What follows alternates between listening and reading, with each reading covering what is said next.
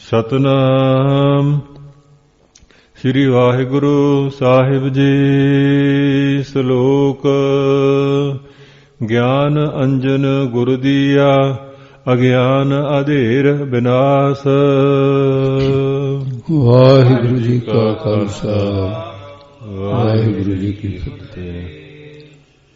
ਪਰਮ ਸਤਿਕਾਰਯੋਗ ਗੁਰੂ ਸਾਹਿਬ ਜੀ ਦੀ ਪਾਵਨ ਪਵਿੱਤਰ ਹਜ਼ੂਰੀ ਵਿੱਚ ਅੰਮ੍ਰਿਤ ਵੇਲੇ ਦੇ ਸਜੇ ਹੋਏ ਦੀਵਾਨ, ਆਪ ਸਾਰੇ ਸਰੋਤਾ ਜਨ, ਗੁਰਸਿੱਖ ਮਾਈ ਭਾਈ ਸਤਿਗੁਰਾਂ ਦੀ ਪਾਵਨ ਹਜ਼ੂਰੀ ਵਿੱਚ ਪਹੁੰਚੇ ਹਾਂ।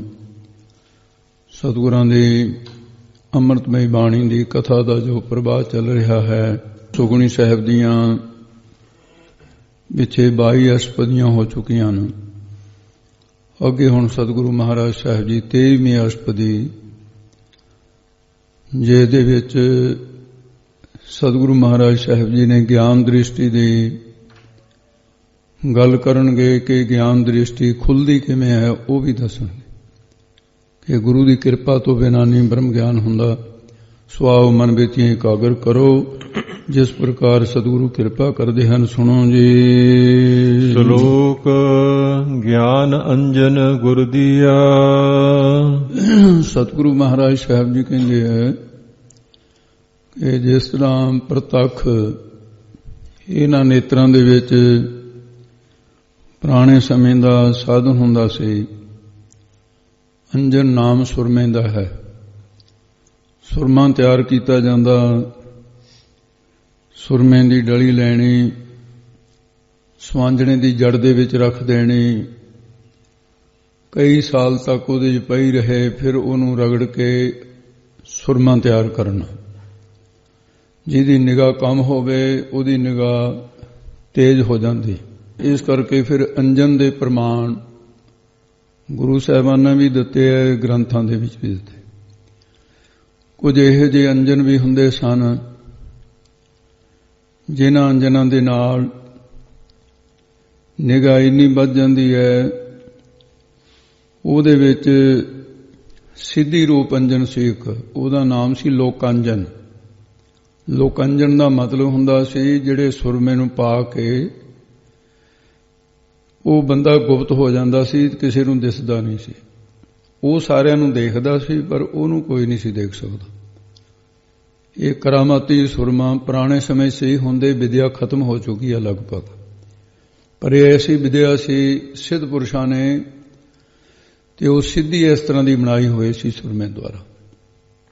ਫਿਰ ਉਹ ਭਾਵੇਂ ਅੰਧੇਰੀ ਗੁਫਾ 'ਚ ਵੜ ਜਾਵੇ, ਉੱਥੇ ਵੀ ਦਿਸਦਾ ਸੀ ਉਹਨੂੰ। ਇਸ ਤਰ੍ਹਾਂ ਦੇ ਉਹ ਅੰਜਨ ਸੀ। ਮਹਾਰਾਜ ਸਾਹਿਬ ਜੀ ਨੇ ਫਿਰ ਇਹ ਪ੍ਰਮਾਣ ਦਿੱਤਾ ਹੈ ਵੀ ਇਹ ਤਾਂ ਸੰਸਾਰ ਦੇ ਅੰਜਨ, ਸੰਸਾਰੀ ਨਿਗਾਹ ਹੈ, ਸੰਸਾਰੀ ਚੀਜ਼ਾਂ ਵੇਖ ਲੈਂਦਾ, ਪਰ ਇੱਕ ਗਿਆਨ ਅੰਜਨ ਹੈ ਜਿਹੜਾ ਗੁਰੂ ਦੇ ਕੋਲ ਹੈ, ਉਹ ਕਿਸੇ ਹੋਰ ਕੋਲ ਨਹੀਂ। ਆਪਣੇ ਇੱਥੇ ਗੁਆਂਢ ਦੇ ਵਿੱਚ ਤ੍ਰਿਖੇੜੀ ਨਗਰ ਦੇ ਇੱਕ ਮਹਾਂਪੁਰਸ਼ ਗਿਰਧਾਰੀ ਲਾਲ ਜੀ ਰਿਹਾ ਕਰਦੇ ਸੀ। ਉਹਨਾਂ ਕੋਲ 2 ਕਿਸਮ ਦਾ ਸੁਰਮਾ ਸੀ। ਇਹ ਤਾਂ ਅਜੇ ਕੱਲ੍ਹ ਦੀਆਂ ਗੱਲਾਂ ਨੇ। ਇੱਕ ਸੁਰਮੇ ਦੀ ਸਿਲਾਈ ਪਾ ਲੈਣੀ ਤੇ ਅੱਖਾਂ ਤੋਂ ਅੰਨੇ ਹੋ ਜਾਂਦੇ ਸੀ, ਦਿਸਦੇ ਹੀ ਨਹੀਂ ਸੀ। ਜਦੋਂ ਉਹਨਾਂ ਦਾ ਜੀਅ ਕਰਦਾ ਸੀ ਵੀ ਉਹ ਸੁਰਮਾ ਪਾ ਕੇ, ਸੰਜਾਖਾ ਕਰਨ ਵਾਲਾ ਸੁਰਮਾ ਸੀ ਜਿਹੜਾ, ਉਹ ਅੰਜਨ ਪਾ ਲੈਂਦੇ ਸੀ, ਦਿਖਣ ਲੱਗ ਜਾਂਦਾ ਸੀ। ਇਸੇ ਤਰ੍ਹਾਂ ਸੰਸਾਰ ਦੇ ਵਿੱਚ 2 ਤਰ੍ਹਾਂ ਦਾ ਅੰਜਨ ਹੈ। ਜਿਹੜੇ ਸੰਸਾਰ ਦੇ ਲੋਕਾਂ ਨੇ ਮਾਇਆ ਰੂਪੀ ਅੰਜਨ ਪਾਇਆ ਹੋਇਆ ਹੈ, ਉਹ ਅੰਨੇ ਹੋਏ ਵੇ ਨੇ, ਦਿਸਦਾ ਹੀ ਨਹੀਂ ਕੁਛ ਵੀ। ਤੇ ਗੁਰੂਆਂ ਦੇ ਕੋਲ ਉਹ ਅੰਜਨ ਹੈ ਜਿਹੜਾ ਪਾਉਣ ਦੇ ਨਾਲ ਨਿਗਾਹ ਜਿਹੜੀ ਹੈ, ਅੰਧੇਰਾਪਣ ਦੂਰ ਹੋ ਜਾਵੇ, ਅੰਨਾਪਣ ਦੂਰ ਹੋ ਜਾਵੇ, ਉਹਦਾ ਨਾਮ ਹੈ ਗਿਆਨ ਅੰਜਨ। ਕਹਿੰਦੇ ਗਿਆਨ ਅੰਜਨ ਜਿਹੜਾ ਹੈ ਉਹ ਆਪਣੇ ਆਪ ਕੋਈ ਤਿਆਰ ਨਹੀਂ ਕਰ ਸਕਦਾ। ਇਹਨੂੰ ਕੌਣ ਦਿੰਦਾ ਹੈ? ਗੁਰੂ ਸਾਹਿਬ ਦਿੰਦੇ ਆ, ਜਿਨ੍ਹਾਂ ਨੂੰ ਗੁਰੂ ਸਾਹਿਬ ਜੀ ਨੇ ਮਨ ਅਤੇ ਬੁੱਧ ਰੂਪ 2 ਨੇਤਰਾਂ ਦੇ ਵਿੱਚ ਸ਼ਰਧਾ ਰੂਪੀ ਸੁਰਮੇਦਾਨੀ, ਸੁਰਮਾ ਰੱਖਿਆ ਜਾਂਦਾ ਸੀ, ਉਹਨੂੰ ਸੁਰਮੇਦਾਨੀ ਕਹਿੰਦੇ ਸੀ, ਜਿਹਦੇ ਸੁਰਮਾ ਰੱਖਿਆ ਜਾਂਦਾ। ਸ਼ਰਧਾ ਰੂਪੀ ਸੁਰਮੇਦਾਨੀ ਵਿੱਚੋਂ ਜੁਗਤੀ ਰੂਪ ਸਲਾਈਆਂ ਦੇ ਨਾਲ, ਉਹਨਾਂ ਸਲਾਈਆਂ ਦੁਆਰਾ, ਜੁਗਤੀਆਂ ਦੀਆਂ ਸਲਾਈਆਂ ਦੁਆਰਾ ਗਿਆਨ ਰੂਪੀ ਸੁਰਮਾ ਦੀਆ ਦੇਣਾ ਕੀਤਾ ਹੈ। ਉਹਦਾ ਫਿਰ ਫਲ ਸਰੂਪ ਕੀ ਹੋਇਆ ਦੱਸਦੇ ਹਨ। ਅਗਿਆਨ ਅਧੇਰ ਬਿਨਾਸ਼। ਅਗਿਆਨਤਾ ਦਾ ਜਿਹੜਾ ਅੰਧੇਰਾ ਸੀ ਉਹ ਵਿਸ਼ੇਸ਼ ਕਰਕੇ ਨਾਸ ਹੋ ਜਾਂਦਾ ਹੈ। ਉਹਦੇ ਨਾਲ ਉਹਨਾਂ ਜਗਿਆਸੂਆਂ ਦਾ ਨਾਸ ਹੋਇਆ ਜਿਨ੍ਹਾਂ ਨੇ ਗਿਆਨ ਅੰਜਨ ਪਾਇਆ। ਤੇ ਗਿਆਨ ਰੂਪੀ ਸੁਰਮਾ ਜਿਹੜੇ ਪਾ ਲੈਂਦੇ ਨੇ ਉਹ ਗਿਆਨ ਦੀ ਸ਼ਕਤੀ ਦੇ ਨਾਲ, ਜਿਸ ਤਰ੍ਹਾਂ ਅੰਧੇਰੇ ਦੀ ਸਾਰੀਆਂ ਚੀਜ਼ਾਂ ਦਿਸ ਜਾਂਦੀਆਂ, ਜਿਹੜਾ ਪ੍ਰਮਾਣ ਸੁਣਿਆ ਸੀ ਲੋਕੰਜਨ ਦੁਆਰਾ, ਸਾਰਿਆਂ ਦੇ ਵਿੱਚ ਲੁਕਿਆ ਹੋਇਆ ਕੌਣ ਹੈ? ਬ੍ਰਹਮ ਚੇਤਨ। ਉਸ ਗਿਆਨ ਦ੍ਰਿਸ਼ਟੀ ਦਾ ਨੂੰ ਉਸ ਨੂੰ ਦੇਖ ਲੈਂਦਾ ਹੈ, ਪਰ ਉਹਨੂੰ ਜਿਹੜੇ ਜਿਵੇਂ ਸੰਜਾਖਾ ਬੰਦਾ, ਸੈਂਕੜੇ ਅੰਨੇ ਖੜੇ ਹੋਣ, ਸੰਜਾਖਾ ਬੰਦਾ ਉਹਨਾਂ 100 ਨੂੰ ਹੀ ਦੇਖਦਾ, ਪਰ ਉਹ 100 ਉਸ ਨੂੰ ਨਹੀਂ ਦੇਖ ਸਕਦੇ ਕਿਉਂਕਿ ਨੇਤਰ ਨਹੀਂ ਹੈ ਉਹਨਾਂ ਕੋਲ।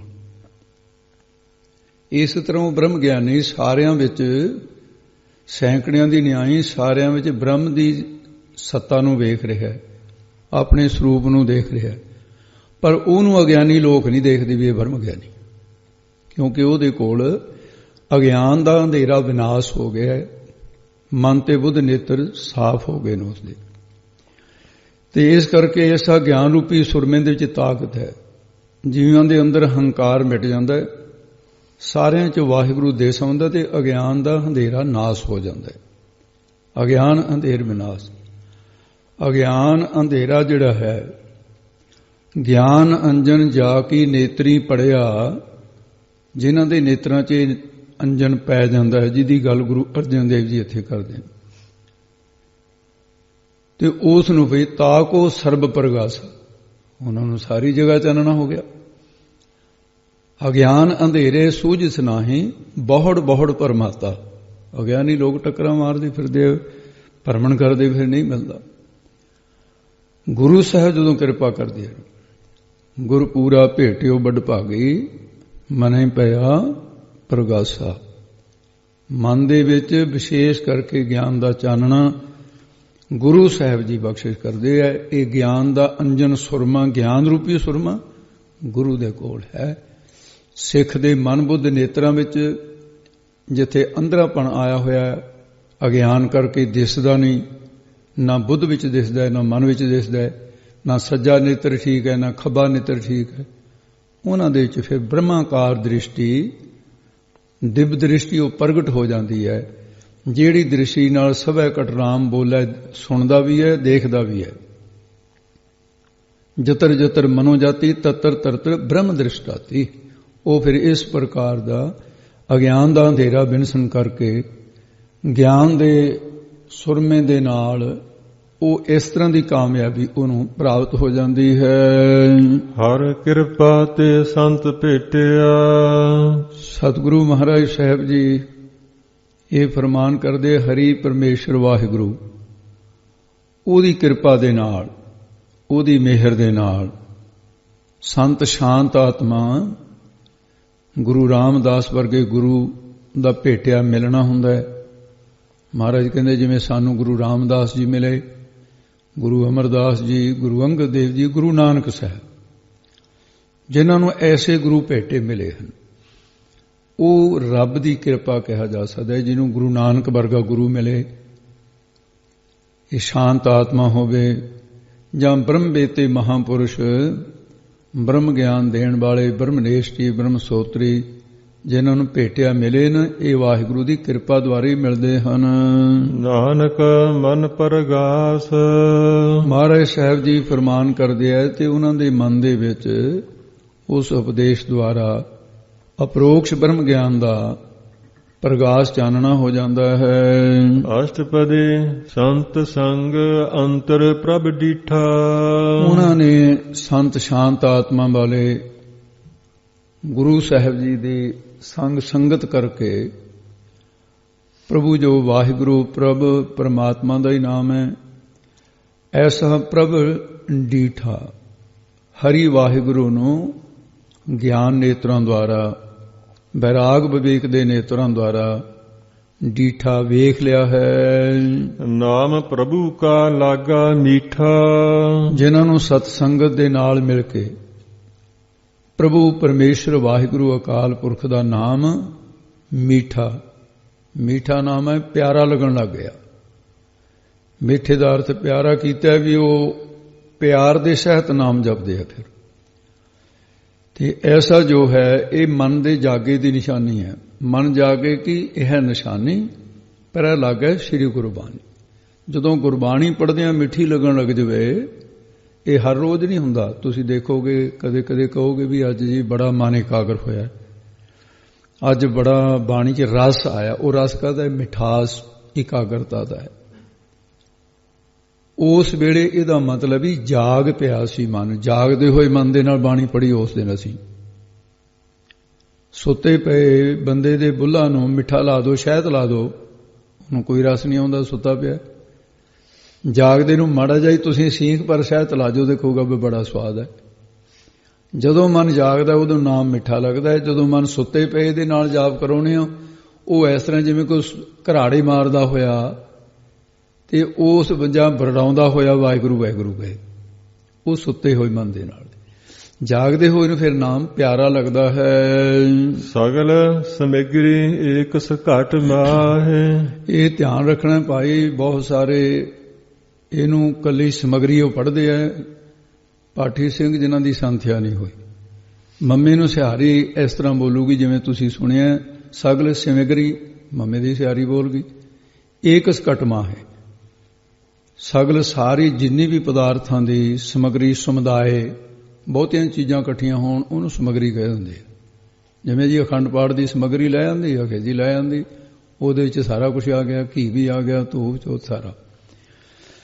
ਤੋ ਸਮਗਰ ਸਾਰੇ, ਸਮਗਰੀ ਤੋਂ ਸਮੁਦਾਇ, ਖੰਡਾਂ ਬ੍ਰਹਮੰਡਾਂ ਆਦਿ ਦੀ ਜਿਹੜੀ ਰਚਨਾ ਹੈ, ਇਹ ਹਰੀ ਵਾਹਿਗੁਰੂ ਪਰਮੇਸ਼ਰ ਏਕ ਸੇ ਇੱਕ ਘਟ ਸਰੀਰ ਹਿਰਦੇ ਦੇ ਮਾਹੇ ਵਿੱਚ ਪ੍ਰਗਟ ਕਰਕੇ ਦਿਖਾ ਦਿੰਦੇ ਨੇ।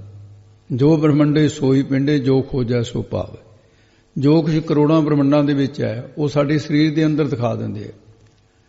ਜਿਹੜੇ ਯੋਗੀ ਨੇ, ਸਾਧਕ ਜਿਹੜੇ ਨੇ, ਉਹ ਜਿਹੜੀ ਉਹਨਾਂ ਨੇ ਖੰਡਾਂ ਬ੍ਰਹਮੰਡਾਂ ਦੀ ਗਿਣਤੀ ਕੀਤੀ ਹੈ, ਉਸ ਵੇਲੇ ਤਾਂ ਸਾਧ ਨਹੀਂ ਸੀ ਹੁੰਦੇ, ਜੰਗਲ ਹੁੰਦਾ ਸੀ ਜ਼ਿਆਦਾ। ਉਹਨਾਂ ਨੇ ਧਿਆਨ ਦੁਆਰਾ ਅੰਦਰ ਤੋਂ ਦੇਖਿਆ, ਉਹਨਾਂ ਨੂੰ ਸੁਣਿਆ ਸਤ ਸੰਤੋਖ ਗਿਆਨ, ਸੁਣਿਆ 68 ਕਾ ਇਸ਼ਨਾਨ, ਸੁਣਿਆ ਪੜ ਪੜ ਪਾਵੇ ਮਾਨ, ਸੁਣੇ ਲਾਗੇ ਜੋ ਸਹਿਜ ਧਿਆਨ ਲੱਗ ਗਿਆ।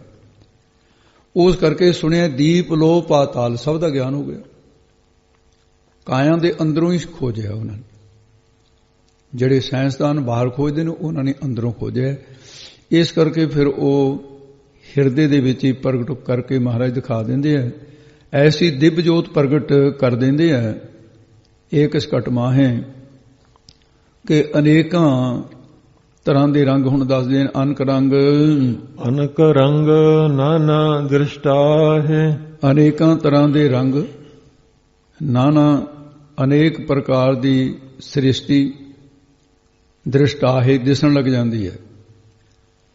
ਇਸ ਕਰਕੇ ਫਿਰ ਅਨੇਕਾਂ ਅਨਕ ਰੰਗ ਨਾਨਾ ਦ੍ਰਿਸ਼ਟਾ ਹੈ, ਅਨੇਕਾਂ ਤੱਤਾਂ ਦੇ ਰੰਗ। ਤੇ ਜਿਵੇਂ ਆਕਾਸ਼ ਹੈ, ਆਕਾਸ਼ ਦਾ ਰੰਗ ਨੀਲਾ, ਧਿਆਨ ਦੇ ਵਿੱਚ ਨੀਲਾ ਇਸ ਤਰ੍ਹਾਂ ਦੇ ਚਮਕਾਰਾ ਪੈਣਾ। ਤੇ ਫਿਰ ਜਿਹੜੀ ਹਵਾ ਹੈ, ਹਵਾ ਦਾ ਰੰਗ ਹਰਾ ਦਿਸਣਾ। ਤੇ ਅੱਗ ਦਾ ਰੰਗ ਹੈ ਜਿਹੜਾ, ਉਹ ਲਾਲ ਰੰਗ ਪ੍ਰਤੀਤ ਹੋਣਾ। ਪਾਣੀ ਦਾ ਰੰਗ ਚਿੱਟਾ, ਧਰਤੀ ਰੰਗ ਪੀਲਾ। ਇਹ ਸਾਰਾ ਕੁਝ ਇਸ ਤਰ੍ਹਾਂ ਦਿਸਣ ਲੱਗ ਜਾਂਦਾ ਉਹਨਾਂ ਨੂੰ। ਅੰਦਰ ਧਿਆਨ ਦੇ ਵਿੱਚ ਇਸ ਤਰ੍ਹਾਂ ਦੇ ਕਈ ਪ੍ਰਕਾਰ ਦੀ ਰੋਸ਼ਨੀ ਦਿਸਦੀ। ਨੀਲਾਪਣ ਦੀ ਰੋਸ਼ਨੀ ਆਕਾਸ਼ ਦਾ, ਇਹ ਸਾਸੀ ਜੀ ਰੰਗ ਦਿਸਦਾ ਹੈ। ਤੇ ਹਵਾ ਜਿਹੜੀ ਉਹਦੇ ਚ ਹਰਾ ਰੰਗ ਦਿਸਦਾ ਹੈ, ਪਾਣੀ ਦਾ ਚਿੱਟਾ ਰੰਗ, ਅੱਗ ਦਾ ਲਾਲ ਰੰਗ, ਧਰਤੀ ਦਾ ਜਿਹੜਾ ਰੰਗ ਹੈ ਉਹ ਪੀਲਾ। ਇਸ ਤਰ੍ਹਾਂ ਦੇ ਰੰਗ ਅਭਿਆਸੀ ਨੂੰ ਦਿਸਿਆ ਕਰਦੇ। ਨਾਨਾ ਦ੍ਰਿਸ਼ਟਾਏ ਦਿਸਦੇ ਨੇ ਉਹਨਾਂ ਨੂੰ। ਇਹਦੇ ਅੰਦਰ ਲਿਸ਼ਕਾਰੇ ਪੈਂਦੇ ਆ। ਜਦੋਂ ਸਤੋਮਨ ਬਿਰਤੀ ਹੁੰਦੀ ਹੈ, ਉਹ ਫਿਰ ਨੇਤਰ ਚਾਹੇ ਬੰਦ ਹੋਣ ਚਾਹੇ ਖੁੱਲੇ ਹੋਣ, ਉਹ ਲਾਈਟ ਦਾ ਨੇਤਰਾਂ ਦੇ ਨਾਲ ਨਹੀਂ ਸੰਬੰਧ ਹੈ। ਅੰਧੇਰਾ ਹੋਵੇ ਚਾਨਣ, ਦਿਨ ਹੋਵੇ ਜਾਂ ਰਾਤ, ਉਹ ਅਜੀਬ ਕਿਸਮ ਦਾ ਚਾਨਣਾ ਹੈ। ਬਿਜਲੀ ਚਮਕੇ ਹੋਏ ਆਨੰਦ, ਉਹ ਝਲਕਾਰੇ ਇਸ ਤਰ੍ਹਾਂ ਦੇ ਨਾਮ ਅਭਿਆਸੀਆਂ ਨੂੰ ਪੈਂਦੇ ਹਨ। ਨਾਨਾ ਤਰ੍ਹਾਂ ਦੇ ਦ੍ਰਿਸ਼ਟਾ ਹੈ, ਪਰ ਉਹਦੇ ਚ ਪਰਚਦੇ ਨਹੀਂ ਹੈ। ਉਹ ਤੋ ਇਸ ਪ੍ਰਕਾਰ ਦਾ ਫਿਰ ਉਹਨਾਂ ਦਾ ਇਹ ਨਾਮ ਦੇ ਪ੍ਰਭਾਵ ਕਰਕੇ ਐਸਾ ਮੰਨਿਆ ਹੈ। ਨੌ ਨਿਧ ਅੰਮ੍ਰਿਤ ਪ੍ਰਭ ਕਾ ਨਾਮ। ਤੇ ਪ੍ਰਭ ਪਰਮੇਸ਼ਰ ਵਾਹਿਗੁਰੂ ਅਕਾਲ ਪੁਰਖ ਦਾ ਜਿਹੜਾ ਨਾਮ ਹੈ ਉਹ 9 ਨਿਧੀਆਂ ਜਿਹੜੀਆਂ ਨਾ ਉਹਨਾਂ ਦੇ ਦੇਣ ਵਾਲਾ ਹੈ। ਕੱਲੀਆਂ 9 ਨਿਧੀਆਂ ਨਹੀਂ ਦਿੰਦੀਆਂ, ਜਿਹੜੇ 9 ਨਿਧੀਆਂ ਨੂੰ ਸਵੀਕਾਰ ਹੀ ਨਹੀਂ ਕਰਦੇ ਵੀ ਰਿੱਧ ਸਿੱਧ ਅਵਰੈ ਸਾਧ, ਅਸੀਂ ਕੀ ਲੈਣਾ ਇਹਨਾਂ ਤੋਂ, ਤਾਂ ਫਿਰ ਉਸ ਨੂੰ ਅੰਮ੍ਰਿਤ ਮਿਰਤੂ ਤੋਂ ਰਹਿਤ ਕਰਨ ਵਾਲਾ, ਉਹ ਜੰਮਣ ਮਰਨ ਤੋਂ ਰਹਿਤ ਹੋ ਜਾਂਦਾ। ਨਾਮ ਦੀ ਸ਼ਕਤੀ ਹੈ। ਰਿੱਧ ਸਿੱਧ ਨਾਵੇਂ ਕੀ ਦਾਸੀ, ਨਾਮ ਜਪਣ ਵਾਲਿਆਂ ਕੋ ਰਿੱਧੀਆਂ ਸਿੱਧੀਆਂ ਆਪਣੇ ਆਪ ਆ ਜਾਂਦੀਆਂ ਨੇ, ਤੇ ਜੰਮਣ ਮਰਨ ਤੋਂ ਰਹਿਤ ਸ਼ਕਤੀ ਨਾਮ ਦੀ ਹੈ। ਇਸ ਕਰਕੇ ਉਹ ਜੰਮਦਾ ਮਰਦਾ ਨਹੀਂ ਮੁੜ ਕੇ। ਦੇਹ ਮਹਿ ਇਸ ਕਾ ਬਿਸਰਾਮ। ਤੇ ਐਸੇ ਨਾਮ ਦਾ ਜਿਹੜਾ ਬਿਸਰਾਮ ਹੈ, ਟਿਕਾ ਹੈ, ਉਹ ਕਹਿੰਦੇ ਇਸ ਸਰੀਰ ਦੇ ਵਿੱਚ ਹੀ ਹੈ। ਵਿਸ਼ੇਸ਼ ਕਰਕੇ ਉਹ ਸਰੀਰ ਦੇ ਵਿੱਚ ਹੀ ਰਹਿੰਦਾ। ਉਹ ਕਿਵੇਂ ਹੈ? ਜਿਵੇਂ ਧਰਤੀ ਦੇ ਅੰਦਰ ਬਹੁਤ ਸਾਰੇ ਥਾਂ ਤੇ ਦਰਿਆ ਚੱਲਦੇ ਹੈ, ਪਾਣੀ ਚੱਲਦਾ ਧਰਤੀ ਦੇ ਅੰਦਰ। ਅਜੀਬ ਕਿਸਮ ਦੀ ਗੱਲ ਹੈ ਇਹ। ਆ ਯੂਪੀ ਦੇ ਅੰਦਰ ਕਈ ਜਗ੍ਹਾ ਨੇ ਐਸੀਆਂ ਜਿੱਥੇ ਬੋਰ ਕਰਕੇ ਇੱਕ ਵਾਰੀ ਉਹਦੇ ਚੋਂ ਸੂਟਾ ਮਾਰ ਕੇ ਬਾਹਰ ਛੱਡ ਦਿੰਦੇ ਆ ਤੇ ਪਾਣੀ ਆਪਣੇ ਆਪ ਚੱਲਦਾ ਹੈ। ਜਿਨ੍ਹਾਂ ਦੇ ਖੇਤਾਂ ਚੱਲਦਾ, ਮੈਨੂੰ ਦੱਸਿਆ, ਕਹਿੰਦੇ ਸਾਡੇ ਕੋਲ ਹੈ ਇਸ ਤਰ੍ਹਾਂ ਚਸ਼ਮਾ। ਉਹ ਤਰੀਕੇ ਨਾਲ ਇੱਕ ਵਾਰੀ ਪਾਣੀ ਕੱਢਦੇ, ਮੁੜ ਕੇ ਬੰਦ ਨਹੀਂ ਹੁੰਦਾ, ਫਿਰ ਉਹ ਚੱਲਦਾ ਰਹਿੰਦਾ। ਬਿਲਕੁਲ ਇਸੇ ਤਰ੍ਹਾਂ ਇਹ ਜਿਹੜਾ ਅੰਮ੍ਰਿਤ ਨਾਮ ਹੈ, ਇੱਕ ਵਾਰੀ ਜਦੋਂ ਪ੍ਰਗਟ ਹੋ ਗਿਆ ਫਿਰ ਉਹ ਫੁਆਰੇ ਦੇ ਜਲ ਦੀ ਤਰ੍ਹਾਂ ਆਪਣੇ ਆਪ ਜਿਵੇਂ ਸੋਮਾ ਜਾਰੀ ਹੋ ਜਾਂਦਾ ਹੈ ਧਰਤੀ ਦੇ ਵਿੱਚੋਂ ਹੀ। ਇਸੇ ਤਰ੍ਹਾਂ ਪ੍ਰੇਮ ਦਾ ਨਾਮ ਦੇ ਪ੍ਰੇਮ ਦਾ ਪ੍ਰਵਾਹ ਜਿਹੜਾ ਹੈ ਉਹ ਇਸ ਪ੍ਰਕਾਰ ਹੀ ਸਾਧ ਸੰਗਤ ਜੀ ਚੱਲਣ ਲੱਗ ਜਾਂਦਾ ਹੈ, ਅੰਦਰੋਂ ਪ੍ਰਗਟ ਹੋ ਜਾਂਦਾ ਹੈ। ਇਹ ਦੇਹੀ ਦੇ ਵਿੱਚ ਹੀ ਨਾਮ ਦਾ ਵਾਸਾ ਹੈ। ਜਿਸ ਦਾ ਚਿੱਤ ਬਾਣੀ ਵਿੱਚ ਜੁੜ ਜਾਵੇਗਾ ਉਹ ਅੰਦਰ ਪ੍ਰਗਟ ਹੋ ਜਾਂਦਾ। ਪਾਣੀ ਜਦੋਂ ਨਲਕੇ ਦਾ ਸਾਧਨ ਚਲੋ ਜ਼ਿਆਦੇ ਸੀ, ਹੁਣ ਸਮਾਂ ਬਦਲ ਗਿਆ, ਉਹਦੇ ਨਾਲ ਕੀ ਕਰਦੇ? ਬੋਰ ਕਰਨ ਤੋਂ ਬਾਅਦ ਪਹਿਲਾਂ ਪਾਣੀ ਬਾਹਰ ਤੋਂ ਪਾਉਂਦੇ। ਪਾਣੀ ਤਾਂ ਅੰਦਰ ਹੈਗੀ, ਬਾਹਰ ਤੋਂ ਪਾਉਣ ਦੇ ਨਾਲ ਫਿਰ ਉਹ ਪਾਣੀ ਦਾ ਕਨੈਕਸ਼ਨ ਜੁੜ ਜਾਂਦਾ ਹੈ, ਮੁੜ ਕੇ ਫਿਰ ਮੁੱਕਦਾ ਹੀ ਨਹੀਂ, ਜਿੰਨਾ ਮਰਜ਼ੀ ਨਲਕਾ ਗੇੜੀ ਜਾਓ। ਇਸੇ ਤਰ੍ਹਾਂ ਨਾਮ ਹੈ ਤਾਂ ਅੰਦਰ, ਨਾਮ ਬਾਹਰ ਤੋਂ ਜਪਣਾ ਪੈਂਦਾ ਹੈ ਪਹਿਲਾਂ, ਤਾਂ ਪ੍ਰਗਟ ਹੁੰਦਾ ਹੈ। ਉਹ ਤੋਂ ਬਿਨਾਂ ਪ੍ਰਗਟ ਨਹੀਂ ਹੁੰਦਾ ਹੈ। ਸੁਨ ਸਮਾਧ ਅਨਹਤ ਤਹ ਨਾਦ। ਉੱਤੇ ਸੁਨ ਸਮਾਧ ਨਿਰਵਿਕਲਪ ਸਮਾਧੀ, ਜਿਹਦੇ ਵਿੱਚ ਕਲਪਨਾ ਹੀ ਕੋਈ ਨਹੀਂ ਹੈ। ਲੱਗਣ ਕਰਕੇ ਜਦੋਂ ਅੰਤਰ ਸੁਨੰ ਬਾਹਰ ਸੁਨੰ ਤ੍ਰੈ ਪਵਨ ਸੁਨੰ ਸੁਨੰ ਚੌਥੇ ਸੁਨੈ ਜੋ ਨਰ ਜਾਣੇ ਤਾਂ ਕੋ ਪਾਪ ਨ ਪੁੰਨੰ। ਅਨਹਦ ਇੱਕ ਰਸ ਬਾਜਿਆਂ ਦਾ ਨਾਦ ਸ਼ਬਦ ਦਾ ਵੱਜਣਾ ਹੁੰਦਾ ਹੈ। ਜਿਹੜੇ ਇੱਕ ਤਾਂ ਹੱਥ ਬਾਜੇ ਨੇ, ਜਿਹੜੇ ਹੱਥਣ ਦੇ ਨਾਲ ਜਿਵੇਂ ਨਗਾਰੇ ਨੂੰ ਚੋਟ ਲਾਓ ਤਾਂ ਵੱਜਦਾ, ਘੜਿਆਲ ਤੇ ਡਗਾ ਮਾਰੋ ਤਾਂ ਵੱਜਦੀ ਹੈ। ਇਹ ਆਹਤ ਬਾਜੇ ਨੇ। ਇੱਕ ਹੁੰਦੇ ਅਨਾਹਤ। ਅਨਾਹਤ ਇੱਕ ਰਸ ਆਪਣੇ ਆਪ ਹੀ ਵਾਹਿਗੁਰੂ ਵਾਹਿਗੁਰੂ ਦਾ ਅਖੰਡ ਜਾਪ ਸ਼ੁਰੂ ਹੋ ਜਾਣਾ, ਇਹ ਅਨਹਦ ਸ਼ਬਦ ਹੈ। ਜੋਗੀਆਂ ਦੇ 5 ਕਿਸਮ ਦੇ ਤਾਤਾਂਤੀ ਵਿੱਚ ਚਰਮ ਕਾ ਕਨ ਕੰਸੀ ਕੋ ਜਾਨ, ਨਾਦ ਸ਼ਬਦ ਘਟ ਕੋ ਕਹਿ ਸਵਾਸ ਸੁਖਰ ਪਹਿਚਾਨ। 10ਵੇਂ ਦੁਆਰ ਦੇ ਵਿੱਚ ਜਾ ਕੇ ਉਹ ਇਸ ਤਰ੍ਹਾਂ ਦੇ ਬਾਜੇ ਸੁਣਦੇ, ਪਰ ਨਾਮ ਦੇ ਬਾਜੇ ਵਰਗਾ ਰਸ ਨਹੀਂ ਹੈ ਉਹਨਾਂ 'ਚ। ਮਨ ਪ੍ਰਸੰਨ ਜ਼ਰੂਰ ਹੁੰਦਾ ਹੈ। ਜੋਗੀ ਆਪਣੀ ਉਮਰਾਂ ਵਧਾ ਲੈਂਦੇ ਨੇ, ਮਿੱਠੀ ਕਫ ਪ੍ਰਾਪਤ ਕਰ ਲੈਂਦੇ ਨੇ, ਹਿਰਦਾ ਕਮਲ ਸਿੱਧਾ ਕਰ ਲੈਂਦੇ ਨੇ, ਪਰ ਨਾਮ ਵਰਗਾ ਰਸ ਨਹੀਂ ਹੈ। ਇਸ ਕਰਕੇ ਫਿਰ ਸੁਨ ਸਮਾਧ ਦੇ ਅੰਦਰ ਜਾਣੀ ਅਫੁਰ, ਜਿੱਥੇ ਫੁਰਨਾ ਕੋਈ ਨਹੀਂ ਹੈ, ਅਨਹਤ ਤਹਿ ਨਾਦ, ਇੱਕ ਰਸ ਨਾਮ ਰੂਪੀ ਬਾਜਾ ਵੱਜਦਾ। ਫਿਰ ਅੱਗੇ ਦੱਸਦੇ ਹਨ, ਕਹਿਨ ਨ ਜਾਏ ਅਚਰਜ ਬਿਸਮਾਦ। ਕਹਿੰਦੇ ਜੀ ਉਹਦਾ ਵਰਣਨ ਕਰੋ, ਫਿਰ ਉਹਦਾ ਆਨੰਦ ਕਿਹਾ ਜਾਏ, ਸਵਾਦ ਕਿਹਾ ਜਾਏ ਉਸਦਾ। ਮਹਾਰਾਜ ਕਹਿੰਦੇ ਅਚਰਜ, ਅਚਰਜ ਦਾ ਮਤਲਬ ਹੈ ਅਨੋਖਾ।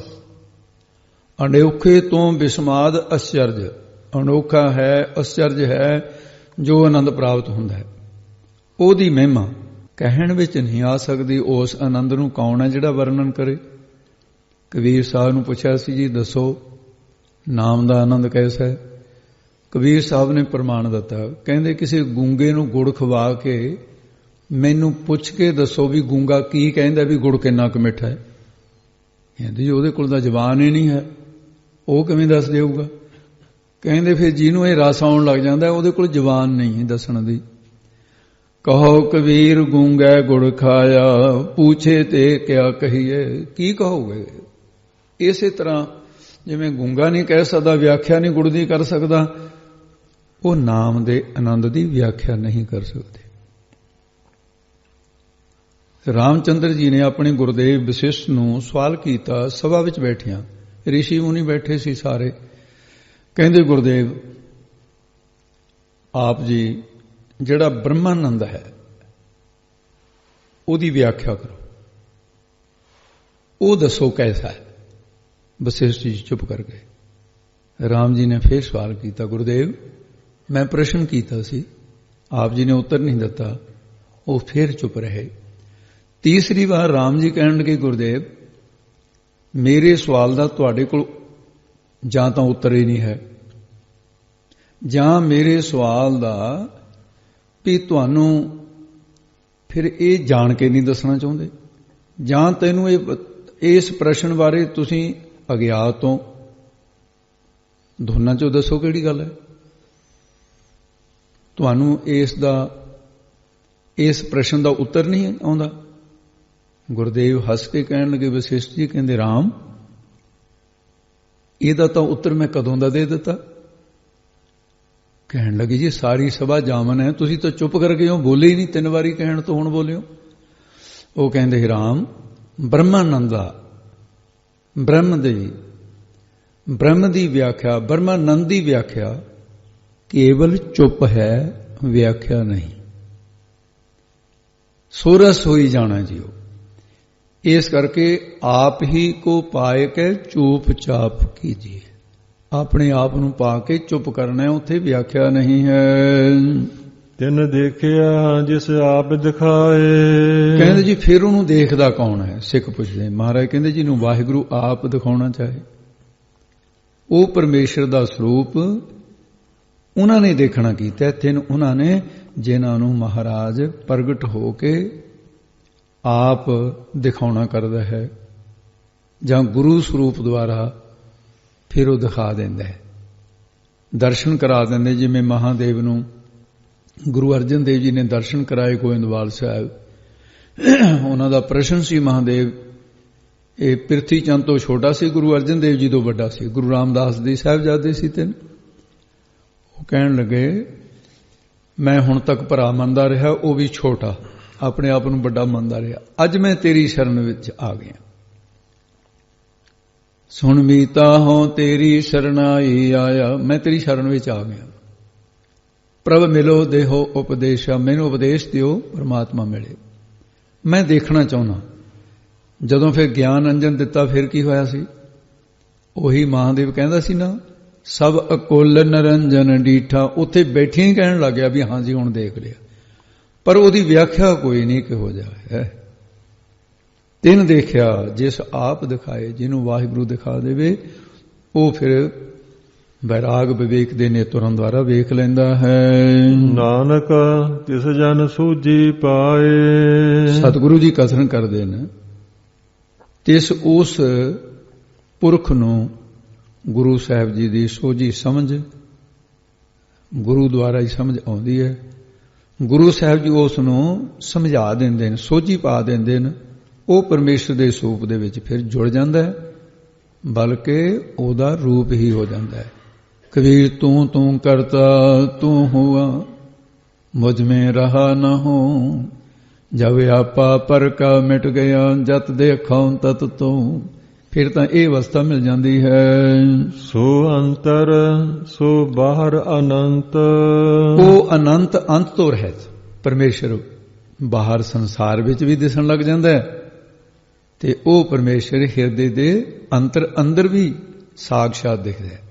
ਜਿਵੇਂ ਧਰੂੰ ਦੀ ਜਦੋਂ ਤਪੱਸਿਆ ਪੂਰੀ ਹੋ ਗਈ, ਪਰਮਾਤਮਾ ਹਾਜ਼ਰ ਹੋ ਗਿਆ, ਧਰੂੰ ਨੇਤਰ ਨਹੀਂ ਖੋਲ ਰਿਹਾ, ਰੱਬ ਆਇਆ ਖੜਾ ਹੈ, ਆਵਾਜ਼ ਦਿੱਤੀ ਸੁਣੀ ਨਹੀਂ, ਉਹ ਧਿਆਨ ਅੰਦਰ ਦੇ ਧਿਆਨ ਦੇ ਵਿੱਚ ਰਸ ਮਾਣ ਰਿਹਾ ਹੈ। ਤੇ ਭਗਵਾਨ ਜੀ ਨੇ ਫਿਰ ਅੰਦਰ ਵਾਲਾ ਧਿਆਨ ਲੋਪ ਕਰ ਦਿੱਤਾ। ਜਿਵੇਂ ਸੱਪ ਮਣੀ ਗਈ ਤੋਂ ਫਿਰ ਤੜਫਦਾ, ਦੇਖਿਆ ਸਾਹਮਣੇ ਭਗਵਾਨ ਜੀ ਖੜੇ, ਚਰਨੀ ਪੈ ਗਿਆ। ਉਹ ਕਹਿੰਦੇ ਜਿਹੜਾ ਅੰਦਰ ਹੈ ਤੇਰੇ ਉਹੀ ਮੈਂ ਬਾਹਰ ਹਾਂ, ਦੇਖ ਮੈਨੂੰ, ਅੰਦਰ ਵੀ ਦੇਖ ਤੇ ਮੈਨੂੰ ਬਾਹਰ ਵੀ ਦੇਖ। ਮੈਂ ਸਾਰੇ ਸੰਸਾਰ ਦੇ ਵਿੱਚ ਹਾਂ, ਮੈਂ ਤੇਰੇ ਹਿਰਦੇ ਵਿੱਚ ਵੀ ਹਾਂ, ਮੈਂ ਸਾਰੇ ਦੁਨੀਆ ਦੇ ਜੀਵਾਂ ਦੇ ਹਿਰਦਿਆਂ ਦੇ ਵਿੱਚ ਹਾਂ। ਸੋ ਅੰਤਰ ਸੋ ਬਾਹਰ ਅਨੰਤ। ਅੰਤ ਤੋਂ ਰਹਿਤ ਜੋ ਪਰਮੇਸ਼ਰ ਹੈ ਉਹ ਸਾਰੀ ਜਗ੍ਹਾ ਹੈ। ਐਸਾ ਫਿਰ ਗੁਰੂ ਸਾਹਿਬ ਭਾਈ ਦਿਖਾ ਸਕਦੇ ਹੈ। ਅੱਗੇ ਬੋਲੋ ਜੀ। ਘਟ ਘਟ ਵਿਆਪ ਰਹਿਆ ਭਗਵੰਤ। ਉਹ ਫਿਰ ਘਟਾਂ ਘਟਾਂ ਵਿੱਚ, ਹਿਰਦਿਆਂ ਵਿੱਚ, ਜ਼ਰਰੇ ਜ਼ਰਰੇ ਦੇ ਵਿੱਚ ਭਗਵੰਤ ਹਰੀ ਪਰਮੇਸ਼ਰ ਵਾਹਿਗੁਰੂ ਜਿਹੜਾ ਖਟ ਭਗਾਂ ਸੁਪੰਨ ਹੈ। ਧਰਮ ਜਸ ਬੈਰਾਗ ਪੁਨ ਅਸਲ ਉਸਰੇ ਵਿਗਿਆਨ। ਇਹ ਖਟ ਭਗਾਂ ਸੁਪੰਨ ਜੋ ਤਾਹੇ ਕਹਿਤ ਭਗਵਾਨ, ਇਹਨਾਂ ਦੇ ਸਮੇਤ ਹੈ ਜੋ। ਐਸਾ ਜੋ ਪਰਮੇਸ਼ਰ ਵਾਹਿਗੁਰੂ ਹੈ ਉਹ ਫਿਰ ਕਹਿੰਦੇ ਵਿਆਪ ਰਿਹਾ, ਸਾਰੀ ਜਗ੍ਹਾ ਮਿਲ ਰਿਹਾ, ਤੇ ਇਹ ਦਿਖਦਾ ਉਹਨਾਂ ਨੂੰ ਹੈ, ਸਾਰਿਆਂ ਨੂੰ ਨਹੀਂ। ਹੁਣ ਕਈ ਬੰਦਿਆਂ ਦੀ ਨਿਗਾਹ ਨਹੀਂ ਤੇਜ਼ ਹੈ, ਪੁਰਾਣੇ ਸਮੇਂ 'ਚ ਹੁੰਦੇ ਸੀ, ਹੁਣ ਤਾਂ ਉਹ ਵੀ ਲੋਪ ਹੋ ਗਏ। ਕੁਝ ਬੰਦੇ ਇਹ ਸੀ ਜਿਹੜੇ ਦਿਨ ਦੇ ਵਿੱਚ ਤਾਰਾ ਵੇਖ ਲੈਂਦੇ ਸੀ, ਕਹਿੰਦੇ ਵੀ ਮੈਨੂੰ ਆਕਾਸ਼ ਦੇ ਵਿੱਚ ਤਾਰਾ ਦਿਸਦਾ ਹੈ, ਤਾਰੇ ਦਿਸਦੇ ਸੀ, ਇੰਨੀ ਨਿਗਾਹ ਤੇਜ਼ ਹੁੰਦੀ। ਤੇ ਕਈਆਂ ਨੂੰ ਕੋਲ ਖੜਾ ਬੰਦਾ ਨਹੀਂ ਸਿਆਣ ਹੁੰਦਾ ਵੀ ਕੌਣ ਹੈ, ਇੰਨੀ ਨਿਗਾਹ ਕਮਜ਼ੋਰ ਹੈ। ਨਿਗਾਹ ਦਾ ਫਰਕ ਹੈ। ਬ੍ਰਹਮ ਗਿਆਨੀ ਦੀ ਨਿਗਾਹ ਇਹੋ ਜਿਹੀ ਦਿਵ ਦ੍ਰਿਸ਼ਟੀ ਹੋ ਜਾਂਦੀ ਹੈ, ਖੁੱਲ ਜਾਂਦੀ ਹੈ, ਉਹ ਘਟਾਂ ਘਟਾਂ ਵੀ ਸਾਰਿਆਂ ਨੂੰ ਵੇਖ ਲੈਂਦਾ ਹੈ। ਵਾਹਿਗੁਰੂ ਨੂੰ ਤਰਨ ਵਾਹੇ ਆਕਾਸ਼ ਪਿਆਲ। ਉਹ ਪ੍ਰਭੂ ਆਕਾਸ਼, ਆਕਾਸ਼ ਦੇ ਵਿੱਚ ਵੀ ਹੈ, ਉਹ ਫਿਰ ਜਿਹੜਾ ਪਿਆਲ ਪਤਾਲ ਦੇ ਵਿੱਚ ਵੀ ਹੈ, ਧਰਤੀ ਦੇ ਵਿੱਚ ਵੀ ਤੇ ਆਕਾਸ਼ ਦੇ ਵਿੱਚ ਵੀ ਹੈ, ਤੇ ਪਿਆਲ ਪਤਾਲ ਦੇ ਵਿੱਚ ਵੀ। ਜਾਂ ਇਉਂ ਕਹੇ ਜਿਹੜਾ ਆਕਾਸ਼ ਹੈ ਉਹ ਪਤਾਲ ਦੇ ਵਿੱਚ ਵੀ, ਧਰਤੀ ਦੇ ਵਿੱਚ ਵੀ ਹੈ। ਇਸੇ ਤਰ੍ਹਾਂ ਵਾਹਿਗੁਰੂ ਜਿਹੜਾ ਉਹ ਆਕਾਸ਼ ਦੀ ਨਿਆਈ ਪਰਮਾਤਮਾ, ਵਿਧਾਨ ਦੇ ਵਿੱਚ ਇੱਕੋ ਹੀ ਪ੍ਰਮਾਣ ਹੈ। ਪਰਮਾਤਮਾ ਦੀ ਵਿਆਪਕਤਾ ਨੂੰ ਜਿਹੜਾ ਦਰਸਾਉਣ ਵਾਸਤੇ ਢੁਕਮ ਹੈ, ਪਰ ਉਹਦਾ ਵੀ ਇੱਕ ਹਿੱਸਾ ਹੀ ਜਿਹੜਾ ਸਵੀਕਾਰ ਕੀਤਾ ਜਾਂਦਾ ਵਿਦਵਾਨਾਂ 'ਚ। ਪਰਮਾਤਮਾ ਕਿਵੇਂ ਵਿਆਪਕ ਹੈ? ਜਿਵੇਂ ਕਹਿੰਦੇ ਆਕਾਸ਼ ਵਿਆਪਕ ਹੈ। ਆਖੇ ਜੀ ਫਿਰ ਤਾਂ ਰੱਬ ਦੇ ਮੁਕਾਬਲੇ 'ਚ ਆਕਾਸ਼ ਹੋ ਗਿਆ। ਉਹ ਕਹਿੰਦੇ ਨਹੀਂ, ਇਹ ਜੜ ਹੈ, ਉਹ ਚੇਤਨ ਹੈ, ਆਹ ਫਰਕ ਹੈ ਇਸ ਤਰ੍ਹਾਂ ਵਿਆਪਕ। ਜਿਵੇਂ ਆਕਾਸ਼ ਵਿਆਪਕ ਹੈ, ਪਰਮਾਤਮਾ ਵੀ ਸਾਰੀ ਜਗ੍ਹਾ ਵਿਆਪਕ ਹੈ। ਇਸੇ ਤਰ੍ਹਾਂ ਧਰਤੀ ਦੀ ਨਿਆਈ, ਜਿਨ੍ਹਾਂ ਦੀ ਬੁੱਧ ਵਿੱਚ ਇੱਕ ਸਹਿਨਸ਼ੀਲਤਾ ਵਾਲਾ ਗੁਣ ਆ ਗਿਆ, ਧੀਰਜਤਾ ਆ ਗਈ, ਟਕਾ ਆ ਗਿਆ, ਧਰਤੀ ਦੀ ਨਿਆਈ। ਆਕਾਸ਼ ਦੀ ਨਿਆਈ ਜਿਨ੍ਹਾਂ ਦੇ ਗੁਣ ਆ ਗਿਆ ਨਿਰਖੋਭ ਦਾ। ਪਿਆਲ ਪਤਾਲ ਦੀ ਨਿਆਈ ਆ ਗਈ ਜਿਨ੍ਹਾਂ ਵਿੱਚ ਨਿਮਰਤਾ, ਜਿਨ੍ਹਾਂ ਦੇ ਵਿੱਚ ਐਸੇ ਗੁਣ ਆ ਜਾਣ, ਗਰੀਬੀ ਹਿਰਦੇ 'ਚ ਆ ਜਾਵੇ, ਉਹਨਾਂ ਦੇ ਅੰਦਰ ਚਿਦਾਕਾਸ਼ ਬ੍ਰਹਮ ਪ੍ਰਗਟ ਹੋ ਜਾਂਦਾ ਹੈ। ਜੋ ਆਕਾਸ਼ ਨੇ ਇਹ ਤਾਂ ਜੜ ਹੈ ਨਾ, ਉਹ ਚੇਤਨ ਪ੍ਰਗਟ ਹੋ ਜਾਂਦਾ ਹੈ। ਤੇ ਇਸ ਪ੍ਰਕਾਰ ਇਹ ਦੱਸਦੇ ਆ ਵੀ ਇਹਨਾਂ ਦੇ ਵਿੱਚੋਂ ਇਹ ਗੁਣ ਲੈ ਕੇ ਜਿਨ੍ਹਾਂ ਨੂੰ ਗਿਆਨ ਹੋ ਗਿਆ, ਉਹਨਾਂ ਦੇ ਪ੍ਰਤੱਖ ਪ੍ਰਗਟ ਹੋ ਜਾਂਦਾ ਹੈ। ਸਰਬ ਲੋਕ ਪੂਰਨ ਪ੍ਰਤਪਾਲ। ਸਾਰਿਆਂ ਲੋਕਾਂ ਵਿੱਚ ਪੂਰਨ ਵਿਆਪਕ ਹੋ ਕੇ, ਸਾਰਿਆਂ ਦੇ ਵਿੱਚ ਵਿਆਪਕ ਹੋ ਕੇ, ਪ੍ਰਤਤਾਈ ਪਾਲਣਾ ਕਰਦਾ ਹੈ। ਸਾਰਿਆਂ ਪ੍ਰਤੀ ਪਾਲਣਾ ਕਰਦੇ। ਜਿਹੜਾ ਸਾਰਿਆਂ ਦੀ ਪ੍ਰਤਪਾਲਣਾ ਕਰਦੇ ਉਹ ਪ੍ਰਤਪਾਲ ਕਹਿੰਦੇ ਹੈ। ਪਾਲਣਾ ਕਰਨ ਵਾਲਾ ਵਾਹਿਗੁਰੂ। ਬਨ ਤਿੰਨ ਪਰਬਤ ਹੈ ਪਾਰ ਬ੍ਰਹਮ। ਜਦੋਂ ਦਿਵ ਦ੍ਰਿਸ਼ਟੀ ਜਾਗ ਪਈ, ਬਨ ਜੰਗਲਾਂ ਵਿੱਚ, ਤਿੰਨ ਕੱਖਾਂ ਵਿੱਚ, ਨਿੱਕੀ ਜਿਹੀ ਤਿੱਲੀ ਵਿੱਚ ਵੀ, ਪਰਬਤ ਪਹਾੜਾਂ ਵਿੱਚ, ਸਾਰੀ ਜਗ੍ਹਾ ਪਾਰ ਬ੍ਰਹਮ, ਜਿਹੜਾ ਜਿਹਦਾ ਪਾਰ ਉਰਾਰ ਨਹੀਂ, ਪਾਪਾਂ ਪੁੰਨਾਂ ਤੋਂ ਪਰੇ ਹੈ, ਬ੍ਰਹਮ ਵਿਆਪਕ ਹੈ, ਉਹ ਫਿਰ ਪ੍ਰਤੀਤ ਹੋਣ ਲੱਗ ਜਾਂਦਾ ਹੈ। ਜਾਂ ਫਿਰ ਇਉਂ ਕਹੋ ਬਨ ਤਿੰਨ ਪਰਬਤ ਹੈ ਪਾਰ ਬ੍ਰਹਮ। ਬਨ ਦੀ ਨਿਆਈ ਸਰੀਰ, ਤੇ ਫਿਰ ਤਿੰਨ ਘਾਹ ਦੀ ਨਿਆਈ ਇੰਦਰੀਆਂ, ਪਰਬਤਾਂ ਦੀ ਨਿਆਈ ਪੰਜੇ ਕੋਸ਼, ਉਹਨਾਂ ਕੋਸ਼ਾਂ ਦੇ ਵਿੱਚ, ਤੇ ਪਰਬਤਾਂ ਦੀ ਨਿਆਈ ਸਾਰੇ ਅਸਥਾਨਾਂ ਦੇ ਵਿੱਚ ਕੀ ਹੈ ਪਾਰ ਬ੍ਰਹਮ, ਪਰਮੇਸ਼ਰ ਹੀ ਪ੍ਰਤੀਤ ਹੁੰਦਾ ਹੈ। ਜੈਸੀ ਆਗਿਆ ਤੈਸਾ ਕਰਮ, ਜਿਹੋ ਜੀ ਕਿਸੇ ਨੂੰ ਵਾਹਿਗੁਰੂ ਆਗਿਆ ਕਰਦਾ, ਹੁਕਮ ਕਰਦਾ, ਤੈਸਾ ਤਿਹੋ ਜਿਹਾ ਜੀਵ ਕਰਮ ਕੰਮ ਕਰਦਾ ਹੈ। ਭਾਵ ਕੀ ਪ੍ਰੇਰਣਾ, ਉਹਦਾ ਨਾਮ ਦਈਓ ਤਾਂ ਹੀ ਹੈ, ਪ੍ਰੇਰਕ ਹੈ, ਪ੍ਰੇਰਣਾ ਕਰਕੇ ਕਰਾਉਂਦਾ ਹੈ।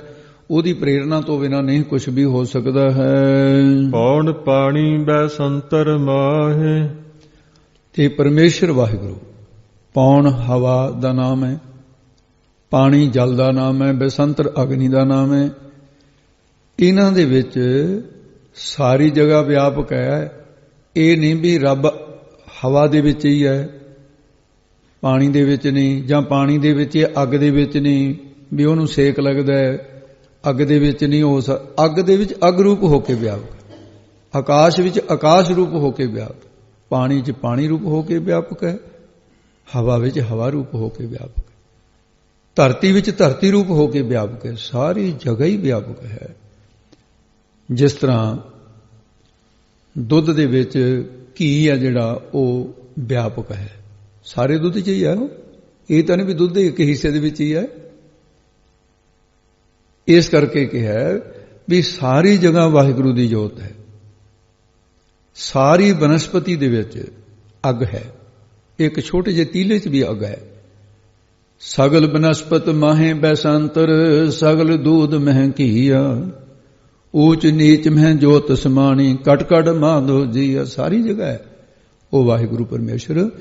ਇਸ ਕਰਕੇ ਫਿਰ ਉਹ ਸਾਰੀ ਜਗ੍ਹਾ ਮਹਾਰਾਜ ਸਾਹਿਬ ਕਹਿੰਦੇ ਵਿਆਪਕ ਹੋ ਰਿਹਾ।